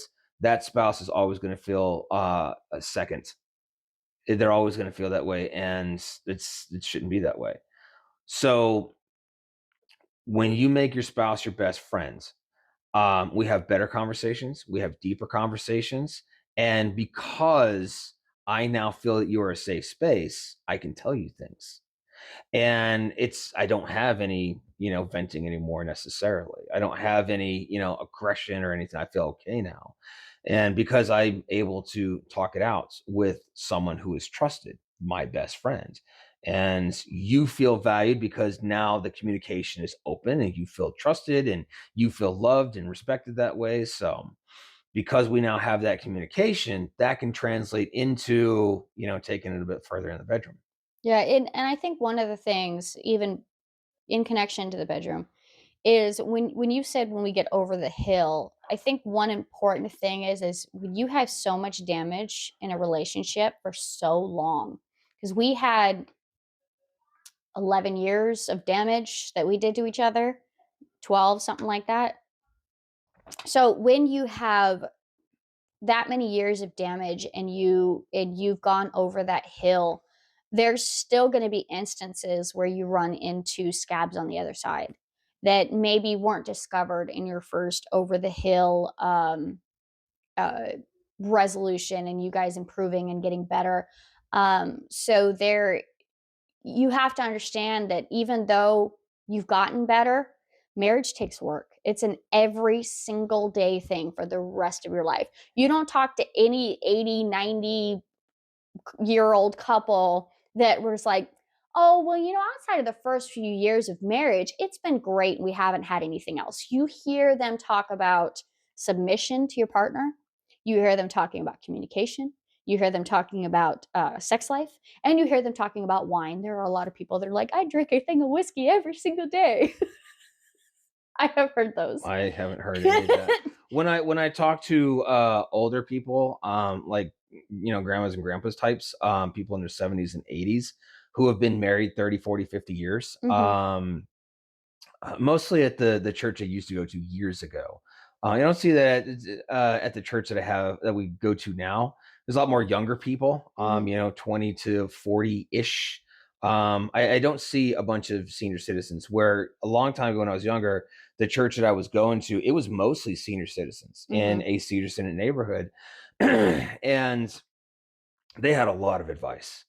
And you would think because you see them at 80 years old and they just look, oh, they're the most adorable couple. And, I want that kind of love. It's like, you haven't seen the last 45 years of their Hmm. life, have you? Or 50 years of their life, have you? When they thought they were going to get divorced and they went through dry spells of, not having sex for a long time. Or, I mean, especially some of the older guys, like again, when I was 20, it's like, I mean, I was getting like Korean War veterans and Vietnam War veterans and World War II veterans that I was talking to, and there were periods where the husband was just gone, the woman was at home having to deal with all of that mentally and still being faithful, raising their kids if they had any, dealing with regular life as it went on, and you don't see those struggles. But yeah, if you've made it and you're 80 and you've been married most of your life, it's like they have had struggles. Every single one of them. Every single one of them I used to talk to on a regular basis. None of them ever said, "Oh yeah, it was grand, great, and glorious all the time." It's like, no, we almost got divorced in '63. It's like, what? Oh yeah, I hated her. Like what? It's like, yep. I wanted to run off and leave her with the kids and do all this stuff. Say, really? It's like, what stopped you? And most of the times, those guys are like, God stopped me. I was on my way out the door, and God tapped me on the shoulder and said, get back to your house. So, One thing that is I think also important to understand is I think the average understanding that sex is in the bed. And mm, I think one thing that you and I especially have figured out is sex is a whole lot more than foreplay penetration. Like there is literally how often when we're sitting there cooking dinner and you come over and you come up behind me and you give me a hug or you give me a kiss or you give me that look kind of thing. And it may That's where the not lead foreplay actually starts. yeah, it may not lead to anything. Mhm. You may not get anything, let's say, on the cycle in life and this, that, and other. We may not be able to be intimate right that second for various situations. But that look right there, instant high. Because you get the instances where the marriage cancer happens. A man loses a prostate. A woman has to have a total hysterectomy. You get these aspects where there is some type of biological or chemical issue that happens in the marriage. And no matter how much the two couples are trying to fix it and trying to find their intimacy again, it just won't happen. Um, and these people are like, oh, what's our marriage? We have no marriage because we can't have sex. Sex is more than just the bed. And I think that's one thing that marriages forget sometimes is they think, oh, the man thinks, oh, well, we didn't have sex, so there's nothing there. She's not available, so I'm not interested. When's the last time you smacked her butt? When's the last time you felt her up? When's the last time without the intention of having sex? That's a really valid point. I have actually I heard another guy talk about um spending time, and it sounds silly because I think he's like 2 or 3 years younger than I am, and he was talking about making out with his wife, Mhm. and it's not because it leads to anything. But that is now, there's a good possibility it will lead to something. Maybe not right then and there, but maybe later on that night or that day or, the next morning or whenever it's convenient for you. Because like you said, there's a lot of extenuating circumstances, especially when you have kids. It's not Mhm. always convenient. It's jobs, it's not always convenient. You got the But 6 weeks after having a baby. oh You guys yeah. can't do anything. But that woman feels gross, she feels fat, she feels disgusting, she's exhausted, she's got hair if she's nursing, like, literally, she feels nasty. That And the is best thing for a man to do is to kiss and make her feel attractive. That I agree with you with that. Having had multiple children with a woman, I can attest to, and that's a piece of advice as an older guy I would give to a Mhm. younger guy who's like a first time dad, which is be patient Mhm. with your wife who just gave birth to your child. Okay, I understand you have needs. I understand you feel like you're ready to explode or something like that, but don't be a selfish prick and focus on, basically be a man and focus on your child and focus on the recovery with your wife, Mhm. because her body is going through a lot of crap right now trying to heal. There is, oh my gosh, I was very grateful in having especially with like you, it's like going through the learning process on what happens to your body and with the baby inside, um, from conception, going through the pregnancy and learning all of this. I think it's fascinating to me, but also then being there to watch the birth. When you watch the birth, if all you can think of is like, man, this sucks, I could get laid for like another couple months, you're an asshole. You're an asshole, and you to get kicked in the balls to begin with, because you are a selfish jerk. You're not a real man. You're not a real dad if that's what you're thinking. I'm not saying you can't have that thought, like, kind of, wish I could. It's like, yeah, I Oh, get that. you and I even joked about that. You're like, "Well, I guess I ain't gonna get any for a minute." Yeah. Now, depending on the comfort level, there is, if she is comfortable with it and you have an open dialogue about it, there are ways that she can satisfy you. As again, it's a partnership. It's like, hey, I understand this and this and this with you, and I'm trying to help you out. It's like, look, I want to be honest with you. It's like, I know it's been 6 weeks, but I am ready to explode here. I kind of, and just have an open dialogue. I need your help with something, and be specific, and don't just like, I need this. It's Yeah. If you're just expecting it and you just expect her to, read your mind, and again, if you're gonna come across as a douchebag and you wear your fucking hat sideways or some stupid shit like that, I don't know. I just got this like douchey sideways ball cap wearing lifted truck fucker that just want to throw out a window or something like You're that. so aggressive. I know. It's like I haven't sparred in a while. So, but when you're not as sensitive, again, it goes back to when you show her love, she will reciprocate that. And one thing I want to back up slightly on is there is a common misunderstanding that is the man's job always to love his wife, regardless of anything and everything that she does. But there's also an unspoken, or there is not a, it's not spoken enough how much a woman is supposed to respect a husband and what all that entitles. So there's also this So, what's the old saying? Happy wife, happy life. bullshit. Happy spouse, Mm-hmm. happy house. Exactly. It goes back and forth. And that is, and I didn't mean to cut you off or take over or anything like that. That is something that absolutely irritates the ever living shit out of me. And one of the reasons why, because you just said it's like, oh, you're so aggressive. I think one of the reasons I'm honestly aggressive this way is because I watched my dad live this type of typical man life where he has to sacrifice and give up absolutely everything for his wife and his family. Now, I'm not saying there's not going to be sacrifices. My dad Correct. sacrificed a lot and gave up a lot. He had a lot of fucking potential, in my opinion, to have big dreams and to follow them and to achieve them. And I really feel that that mindset of, well, I got to give this up for the wife, and I got to give this up for the wife. There are certain things you're going to give up for the wife. There's no question. You don't have to And be if it's an selfish. open line of communication on this is where we're going to go in this direction and it involves giving things up, then that it is what it is. But that when it's an involuntary, constant, one-sided weighted give up, that's where it becomes an issue. Yeah. And I think one thing that I want to hone in on is there's this taboo in with women that when we are called to submit to our husband, that means we are required to give up parts of ourselves. Mm-hmm. And I don't think that's right. The one thing that the Bible study that was literally the breaking point for me to understand where my constant hit to your respect was with the kids when we were at the Bible study, and the husband and wife that were talking, our friends, had basically said, I leave it up to my husband to make final decision. And she's clarified, it does not mean I don't get a say.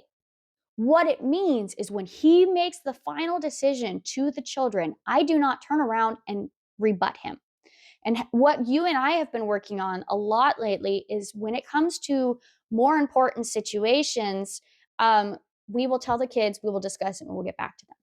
Because you come from one extreme and I come from the other extreme, and what you said earlier, you're challenged to make them argue their point. Not argue their point, negotiate, and you're trying to get them to speak why and question why they want to do things. When it turns into certain situations, it turns into you and I conflict in front of the children versus, and then I end up speaking on their behalf because I'm looking for my viewpoint versus the kids having a direct conversation with you, and then I end up sitting there quiet and I have no say.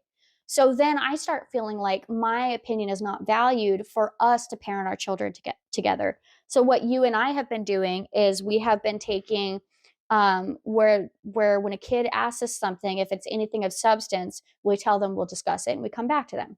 And you and I will sit there and respectfully discuss from one side to the other. Like we had the discussion about the sodas. You didn't want the sodas on the cruise because you didn't think that they needed excessive amount of sodas. They're consuming all at once because our kids are crackheads with sodas. That's kids in general, though. But we went and we told her we would make a decision. And then we went and said, okay, well, you and I talked about it. And we can't came up with a compromise. And then we went back and talked to the kids about it, and they were perfectly fine. I got my say. You got to make a final decision. We were on the same page, and you did not feel disrespected. Mm-hmm. So I think that's an important thing to understand from the woman perspective is even if you don't always have 100% nice things to say about your husband, don't dig him down and find something. Find something. You appreciate his protection, even if the protection may drive you bonkers because he's constantly asking if you lock the door, if you're taking the pepper spray with you, or this, that, and other, and you want to roll your eyes because you're like, yes, I did it for the umpteenth time. Well, you know what? He wants me here. He values me not being hurt. He wants to protect us. Well, that's a positive. He went and he's asking, hey, did you have your water today? Yes, I had my water. I really want my coffee, but I had my water because I was healthy. He wants to keep me healthier and he wants to keep me in shape, kind of thing. You're my protector. One thing that you and I had back and forth is because you're a lot bigger than you were when we started dating. And I would Yeah. give you compliments because I still find you hugely attractive. Since the last few years, on different issues and different situations, you've bulked up a whole lot more. And you're looking at yourself from way back then, back when you were 190 pounds, and you're like, I'm fat now. And I'm over here like, hey, hunk of sexy man. And you didn't want my compliments. You would brush them away and tell me to leave them alone because you had issues way back in the day of getting compliments for your body instead of your brain. And I'm over here like, I like your brain. That's why I married you, but this is sexy. And there was that back and forth of us being able to communicate on why I needed to be able to give you compliments. Yeah, and that is extremely important. As far as letting your own ego go and becoming the, and this is something that I've really um, discovered the true meaning of, which is the becoming of one flesh. So that can mean a lot of things. And so on this particular aspect, my own ego can say, hey, from, once I started like really working out, and even before that, I was always like a skinnier kid and in shapes, like, but once I really started working out and I kind of started having the nice arms and the chiseled chest and the abs, and I maintained that from high school all throughout my 20s into, because we didn't get married until I was 35. And I had that all the way up until my mid 30s. And then things changed and it shifted drastically, Mm-hmm. and, I went from, in my opinion, to being this stud to being this pud. And I didn't like it. And I was not comfortable with it. Things started hurting and things. I didn't have the cardio I had, I didn't have the strength that I had. The knees started hurt. I didn't have any of these pains before when I was athletic and when I was still trying to build a fight career. And that's part of where some of our tension became, because I started resenting you for that. It's like, before you, I was awesome, and now I'm a turd and I don't like it. And so probably was some blame. But But we had as to discuss that too because how many times we've gone this around and around. You did that on your own Yeah. decisions by guilt, by obligation about how you felt that you needed to do, but yet you resented me for it. And I think that was one thing that pricked at myself was I was being the target because you didn't want to own up to your own failures. So it goes back to exactly how we started this whole conversation, which is I was in my own head Yeah. and I was not communicating how I felt to you. But in the same, I didn't feel, because I was not communicating to you, I didn't feel that you were a safe place to communicate to. So yeah, that did become an issue. Where now, going back to the whole one flesh idea, I can drop my ego because we're a team, we're a partner. It's a you and I, but I think personally, I understand the whole we become one flesh a lot deeper, because it's not a you and I, it's an us. Mhm. And maybe that doesn't, on a superficial level, it doesn't sound like I said anything different, but just inside here and inside here, it means something totally different to me. So now when you give me a compliment, even though, yeah, it's like I've accepted, it's like, well, I'm almost 50, I'm going to be a bigger guy, and there's going to be some issues that I have with weight gain and whatnot, and then my genetics. I take those compliments and I'm like, I like those compliments, because it goes back to, you are my best friend and I value your opinion heavily. So you give me a compliment, and I'm like, no, that actually feels good. I like that.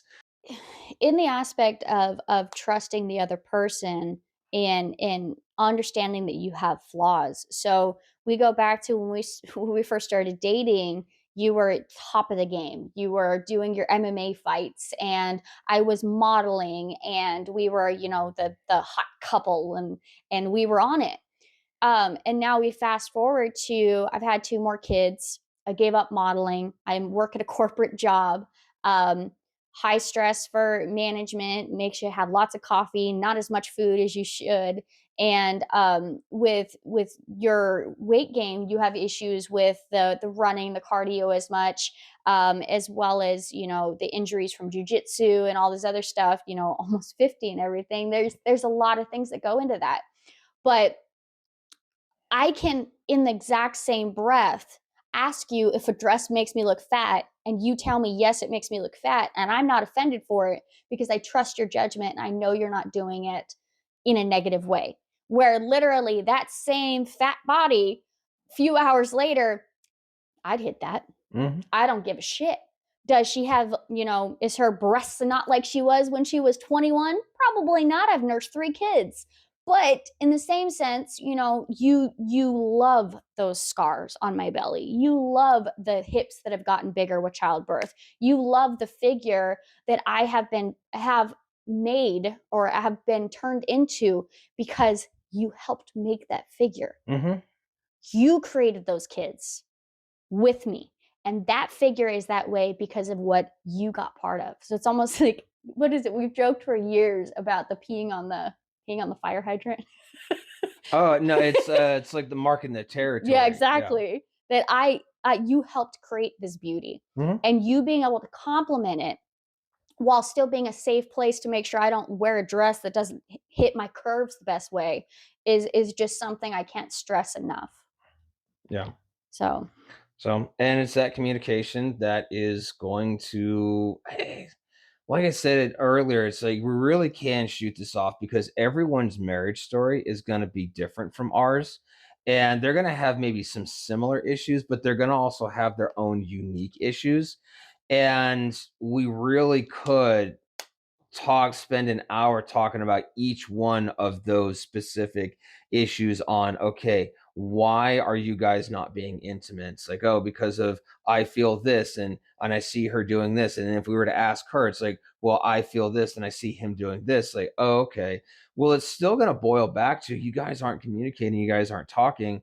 And then how we've kind of opened up here, it's you're not communicating, you're not talking, you don't feel it's a safe space, you guys have scars, you have life scars, you have issues, you have trauma that you haven't gone through you're or something taking like it in that. like you're being attacked instead of just listening. Yeah, you're taking it in like you're being attacked. Exactly. So it's when I read these stories, when I see these videos, when I talk to couples, when we meet people, it really is like, well, nothing's happening in the bedroom for you because you guys aren't really being honest with each other. You're not being open, you're not being honest, you're not being open and honest with yourself. Mhm. That's kind of the first step, which is being open and honest with yourself and then communicating that with your spouse. I think one of the last points I do also want to stress um, is understanding that, let's say you have prior partners before marriage. That's the common thing in today's era. Is understanding that just because it happened intimately or relationship wise with that partner does not mean 100% applies to your current relationship.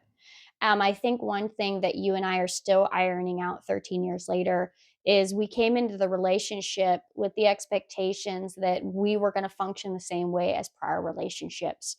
Um, you had ideas that I was going to function body wise a certain way to your prior relationships.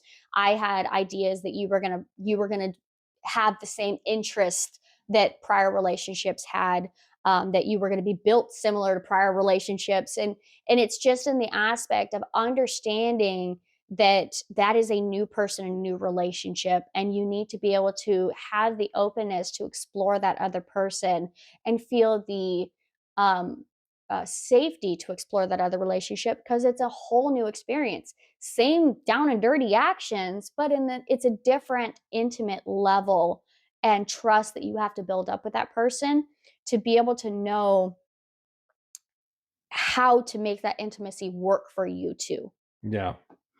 Um, And I see that. You can't go in with a lot of these expectations, like you just said. One of the ways that I'm seeing people try to fix there, is by either trying to get into unique ideas. So almost like Kama Sutra type stuff. It's like, well, we need to try a bunch of new things in the bedroom. We need to try a bunch of new positions. We need to bring into toys. We need to do this. Now, albeit there's nothing wrong with any of that stuff. If you guys like that and you discuss it, it's like, hey, you want to try this thing? It's like, oh, that sounds interesting. Let's go ahead and try that. It's As like, long as it's okay, not well, a solve for the actual real problem. and that's what I'm seeing. I'm seeing people say, "Oh, well, we tried all these new positions, and then we tried bringing in these toys, and we tried these new places, and it was fun for a minute. It's still not fixing the problem. It didn't fix the problem." It's Mhm. like, just because you change it doesn't mean that it's going to fix anything, because again, y'all still aren't talking before or afterwards. You're still not being honest with each other. You're still not best friends with each other, still not a safe place for each other. Just because you think, well, our sex life is dead because I didn't get enough BJs. Our sex life is dead because he didn't go down on me either, or something of those. It's like, no, that's not why your sex life is dead. I know this sounds weird, and some people are not gonna believe us, but it's really interesting because, and I know this doesn't sound like the best analogy. I can akin it a lot to, like, say, like boxing. In boxing, you have 3 punches. You got a straight, a hook, and an up, and then you have variations of. And while some of them may hit different, it's Unappreciated. yeah, right? Um, it's still the same 3 punches. Mhm. It's just a variation of those 3 punches performed in a different way to get a slightly different results. So, in intercourse and sex, it's the same thing to a point, and people are like, "No, you don't understand, bro." It's like, I'm older than you, more than likely, and I understand. I Yeah. understand just fine. You're still doing some of the same variations. You're just doing, again, you're changing the location, you're changing the position, you're changing the speed, the timing, the pacing, you're changing if there's toys involved. You're changing some type of variable, but the reality is it's the same thing. And it wasn't the sex that was necessarily the problem. It was the closeness that you do not have with your spouse that's the problem. So it really is interesting. So, like, for women, one of the things I've realized with you, the closer emotionally I can get to you and with you, the better the sex is.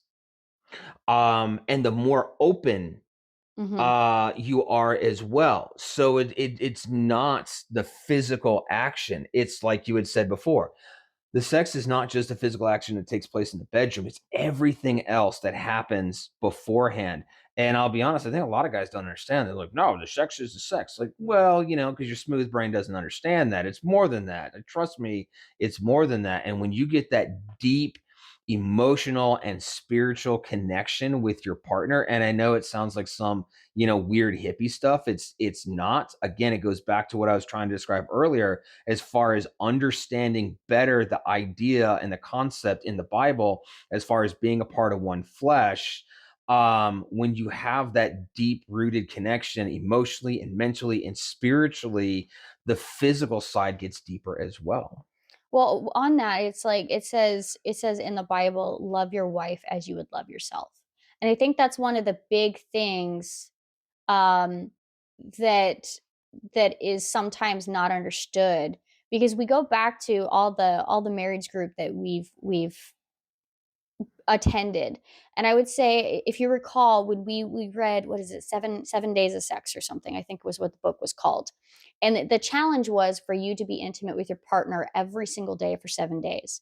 And the thought was that this would heal your marriage. And at that point in time, you and I were not in a good place, but we were trying. We were trying. And I think we tried it for the first day and we ended up in a fight, because the fact that the problems it turned sex into an obligation and another checklist Hmm. that was now being forced down our throat because we were like, oh, well, this is supposed to magically fix us. And it didn't. Whereas, me listening to the book by Dr. Emerson, Love and Respect, I think I've listened to that maybe 3 times with my hour drive to and from work. That got me to understand that while intimacy was discussed in the book and was a huge important part of it, it was able to translate the husband and wife side of it. So while 7 days of sex might have had, a better um, might have had an intention for sex to help heal and open those doors. But when you have a couple that has such abscess scars underneath between each other, just having sex for 7 days doesn't help. If anything, it makes it worse. So being able to heal those problems and getting that communication and that understanding, that translation between pink and blue and coming together as a purple discussion is key to that. And I remember the book. Yeah. Um, I don't think we got very far in, to be honest. no, I think it's well, part of it is because it was part of a marriage course Mhm. and that we were doing, and I'll be honest, I don't one, we weren't in a good place Mhm. to be able to receive the message, but also I really don't think that the people that the married couple that was in teaching the lesson, I personally don't think they did a good job. And I'm Not a by it. bad job in the aspect of I don't think they got into the nitty-gritty that needed to be Yeah, discussed for yeah. that book. Sometimes I think with It felt very superficial, and yeah, it felt like even the discussion, and this was through a church group, which was interesting, but it still felt like the main objective was to have sex at the end of the day, yeah. for 7 days, and like you just said, they weren't really getting into the emotional and the nit and the grit. They just weren't, and I am biased because it's like, even though I've taught martial arts for so long, it's like I worked hard at becoming a good instructor and learning how to convey information to different types of people who have different mentalities, different educational backgrounds, different culture, but it doesn't matter. I have worked very hard to learn how to teach different types of people different ways. And so I'm a little bit on the bullish side when I see someone who's trying to teach something, and in my opinion, they just do a shit job at it.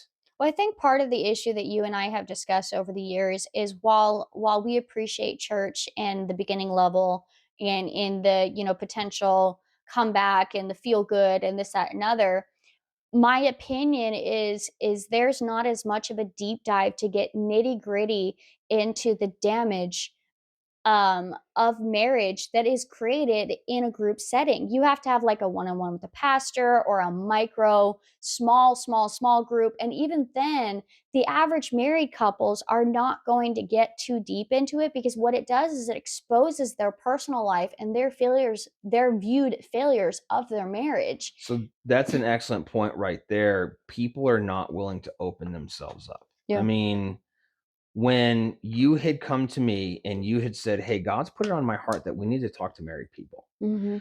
And we didn't know how to do that. And then I got the idea. It's like, well, let's do it as a podcast. And you had a lot of reservations about doing this. You're like, I don't want to expose ourselves. And I'm like, this is the only way that if we do have some type of experience or information or something that gets someone to think, even if they disagree with us, if you and I have some type of little dialogue for say even like 4 minutes of these podcasts, and someone can say I completely disagree, but it gets their brain churning Mhm. and it gets the wheels turning and to think, but that gave them an idea to do something else, or it gives them it all of a sudden sparks something to where they can reflect on themselves and like, I don't agree with them, but it gave me an idea, and then they can go and use that and fix it. That's all I care about. Yeah. I don't care about anything out of it. And you're right with the church groups, they have good intentions behind it.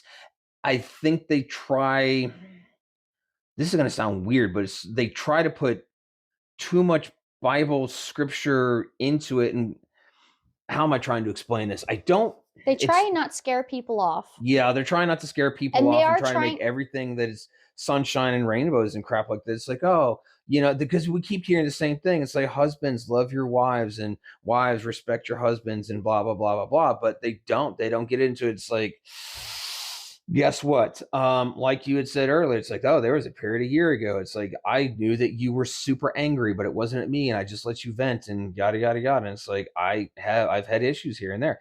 And as we continue more of these podcast shows, we'll get into some things personal that's when we're ready to open up about that.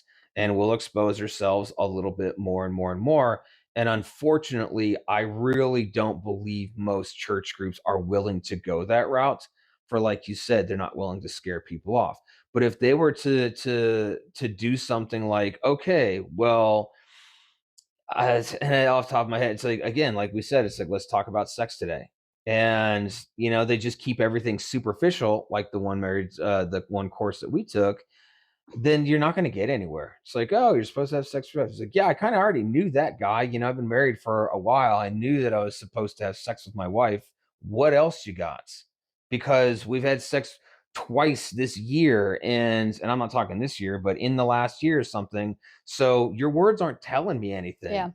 And you can quote as many scriptures as you want, and that's It something doesn't that make it real, it doesn't make it raw. Like, exactly. we discussed it, and it was horrible, but we had, as we said, we weren't in a good place last year. And our friends that had started the micro marrieds group, and we had what? Someone was 45 years, someone was 30 years or Uh, 25 years. 35, 25. We were at 12, And I think someone was at like 10. 6, 8, Yeah. something like that. Yeah. So we had, a lot of experience there, and you'd think that that amount a year would create, some great dialogue.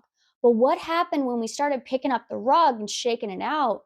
We started seeing that people weren't being as in depth to with their partner sitting right there, Hmm. outside of the two senior ones. They weren't being really in depth with what the issues were. And we started seeing the more and more kind of pricking that was happening. And what happened was we had the last lesson that we were in together, and that was the cusp of you and me, before we had our hill climb, or over the hill, or however we want to visualize it. Was something was said, and I was honest because I was at my wits' end and I was frustrated, and I was asking the group for help. But what it did was it triggered you to finally speak what you weren't telling me, and you exploded at the group. That group never had to get together again. Hmm. But what they don't realize is, if it wasn't for that group, if that group would have turned around and put their heels in the sand and turned into a support for what was going on and been like, that is a great point, let's dig into that, it would have been an amazing help. But what turned into was 6 months of you and I pushing and pulling and tearing at home, because we felt that that group then didn't want to get into our business because we just made it uncomfortable for everybody. No, well, talking to one of the group members, I think a couple months afterwards, he came Mm-hmm. in and talked to me. They broke it up because they felt that they were actually doing, when we had our kind of explosive moment, they felt they were doing more damage to our relationship than good. And remember, the people who were in charge were the ones who had been married 25 years, Yep. and they felt they were doing damage to our relationship, not realizing what we just They saved our relationship. yeah, I don't know. We should probably tell them. I don't know if they do that or not. But We wouldn't be here because we were at the cusp of, you wouldn't talk. And I was in so much pain because I felt you hated me. did Yeah. everything I felt, I zeroed in on you, Yeah. and I resented you, and I hated you for that. And it wasn't necessarily your fault, but I targeted you anyways. Yeah. And I look at that now, and I'm like, man, It's okay. You've made up for it since. I'm I glad. have Well, fun now. I'm glad. Yes, that's a whole nother discussion anyways. As far as like the healthy end of it, coming through that tunnel, seeing light at the end of the tunnel. But You should invite them over for biscuits and gravy and let them know. yeah. But as far as where was I going with that? As far as he, like I said, he thought that the group was actually doing us harm. It wasn't doing us harm. It actually had, opened up a wound that we needed to open up. Yeah. It had broken some scar tissue that we needed to, in order to start the healing, truly start that healing process. And it worked for us. And the tragic part goes exactly what you had said, why most, I don't know if that's marriage groups or counseling, but in our experience, it has always been a church group of some type, which is they're not willing to allow that to happen. Yeah. They don't want people to feel yucky and bad and icky and poopy and stuff like that. And it's like, no, you got to feel like that. You need to get to that point. If there's damage, it's gonna hurt. It's gotta come out. And yeah, you may feel it's like, oh, we're just doing damage. It's like, well, stop thinking like a fucking wimp then. And I know it sounds aggressive, and I'm not meaning it to be. And maybe people will say, well, it's like, well, that worked for you guys, but it's not going to work for us. Like, because you're not willing to be uncomfortable.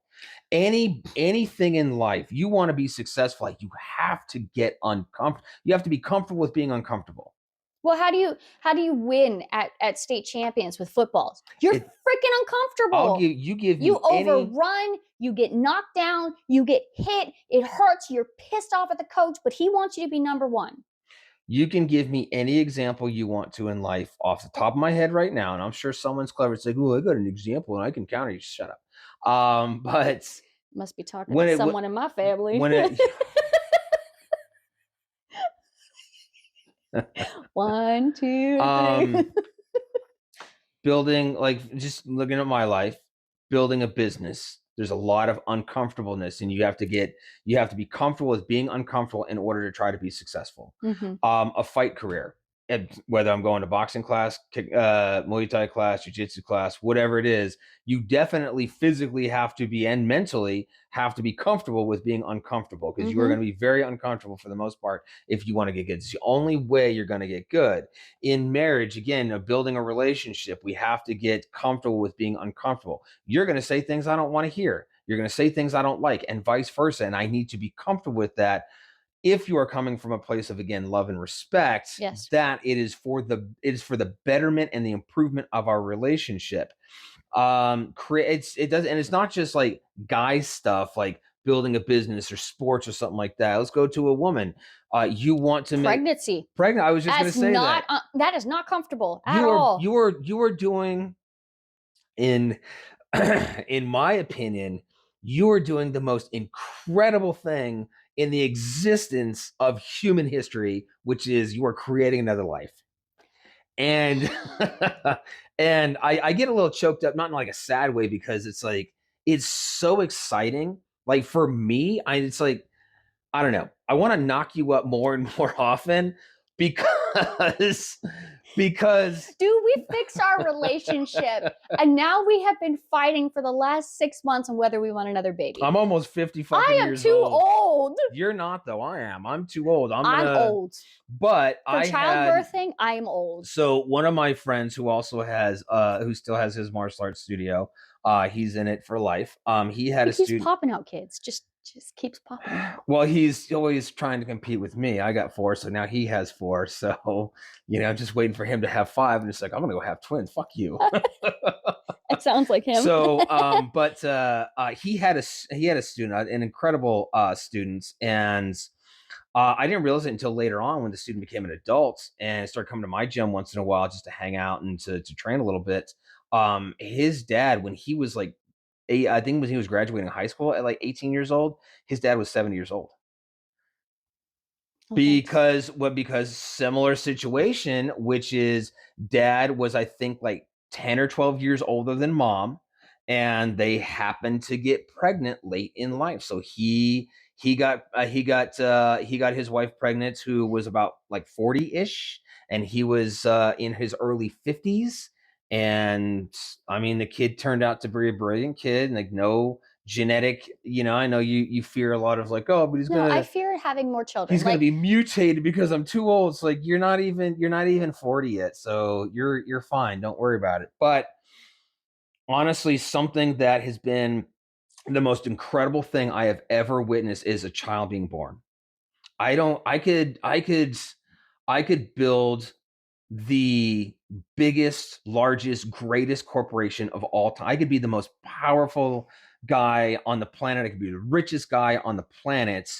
And I could win championships. I could do everything. I could be the most interesting man in the world. Who's that one guy? He's a doctor. He's an astronaut. He's done a whole bunch of you know what I'm talking about? Oh, I forget what he is, but I think he's like a full bird colonel in the military. He's also an astronaut. He's also I forget who he is, but I have to look him up. But anyways, And he probably has one kid. no, I don't know. I forget who he is, but I'd have to look up his name. I'm forgetting right now. But anyways, I could be like that guy or in like tenfold, and still the most incredible thing to ever witness is a child being born. Just Both thinking about both C-section and natural, like just thinking about my kids being born, yeah, it was oh my gosh.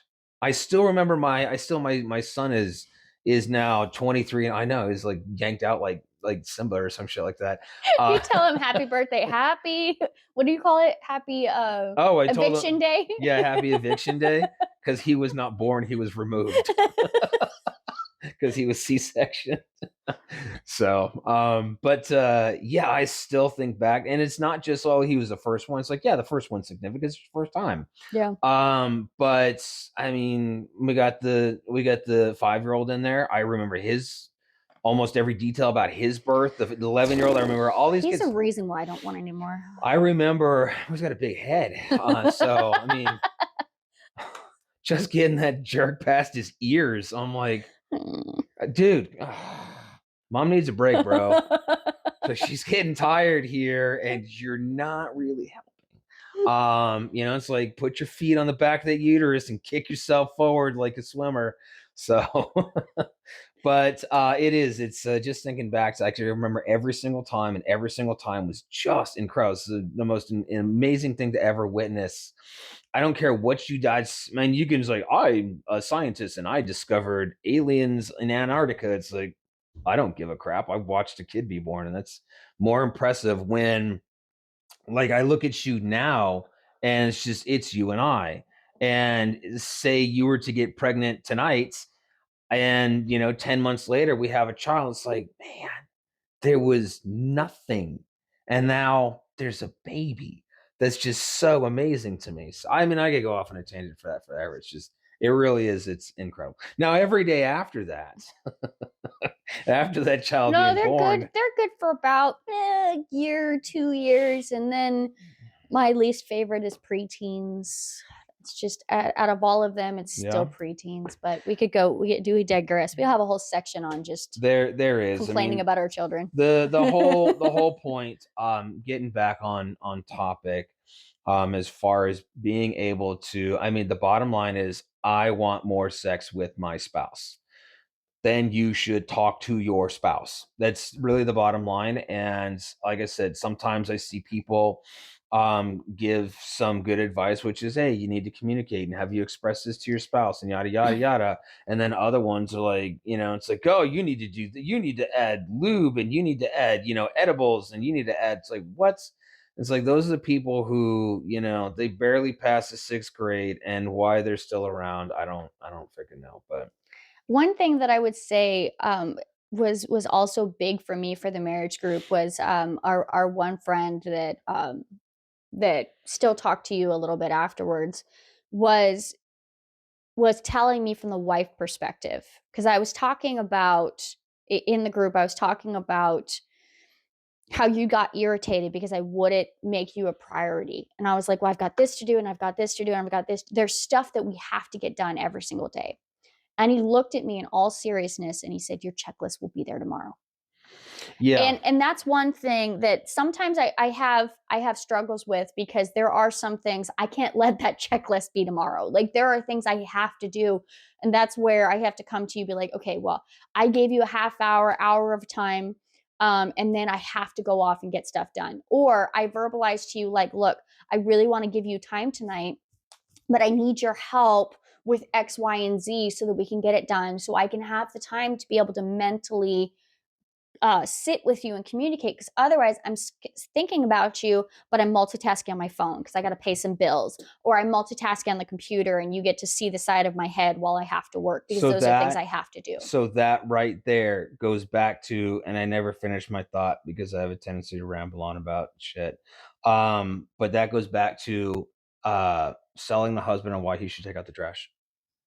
Which is, hey, and it doesn't always have to be. So I'm not saying that the wife um has to tease the husband with sex in order to get him to take out the trash. Now, Which if I you, can now. I I mean, can be like, if you take out the trash, you might get some fun later. And we're in that good position. but my thought You don't get to process is stop the podcast my just to my go downstairs, take out the trash right now. I'm just my saying. my thought process, because we're in a good spot today, is even if I don't take out the trash, I'm still gonna have fun later. So it doesn't matter anyways. So it's like, come on. We're at this point where we can joke around, we can say it's like, no, we're easy with each other. You're easy. It's like, you might get lucky. It's like, no, I'm getting lucky because you're easy. And you can say the same in me, because we have that mental, emotional, and spiritual connection to where we want to spend that physical time with each other. It's almost like we can't get enough of the physical time with each other because we have become such good friends and so close, and we've admitted to each other in recent months that it's like, wow, it's like we started our relationship all over, and we feel like newlyweds all over again. Yeah. And we're 13 years deep into this with, multiple kids, with 3 kids still living at home, and we still feel like newlyweds, and it's great.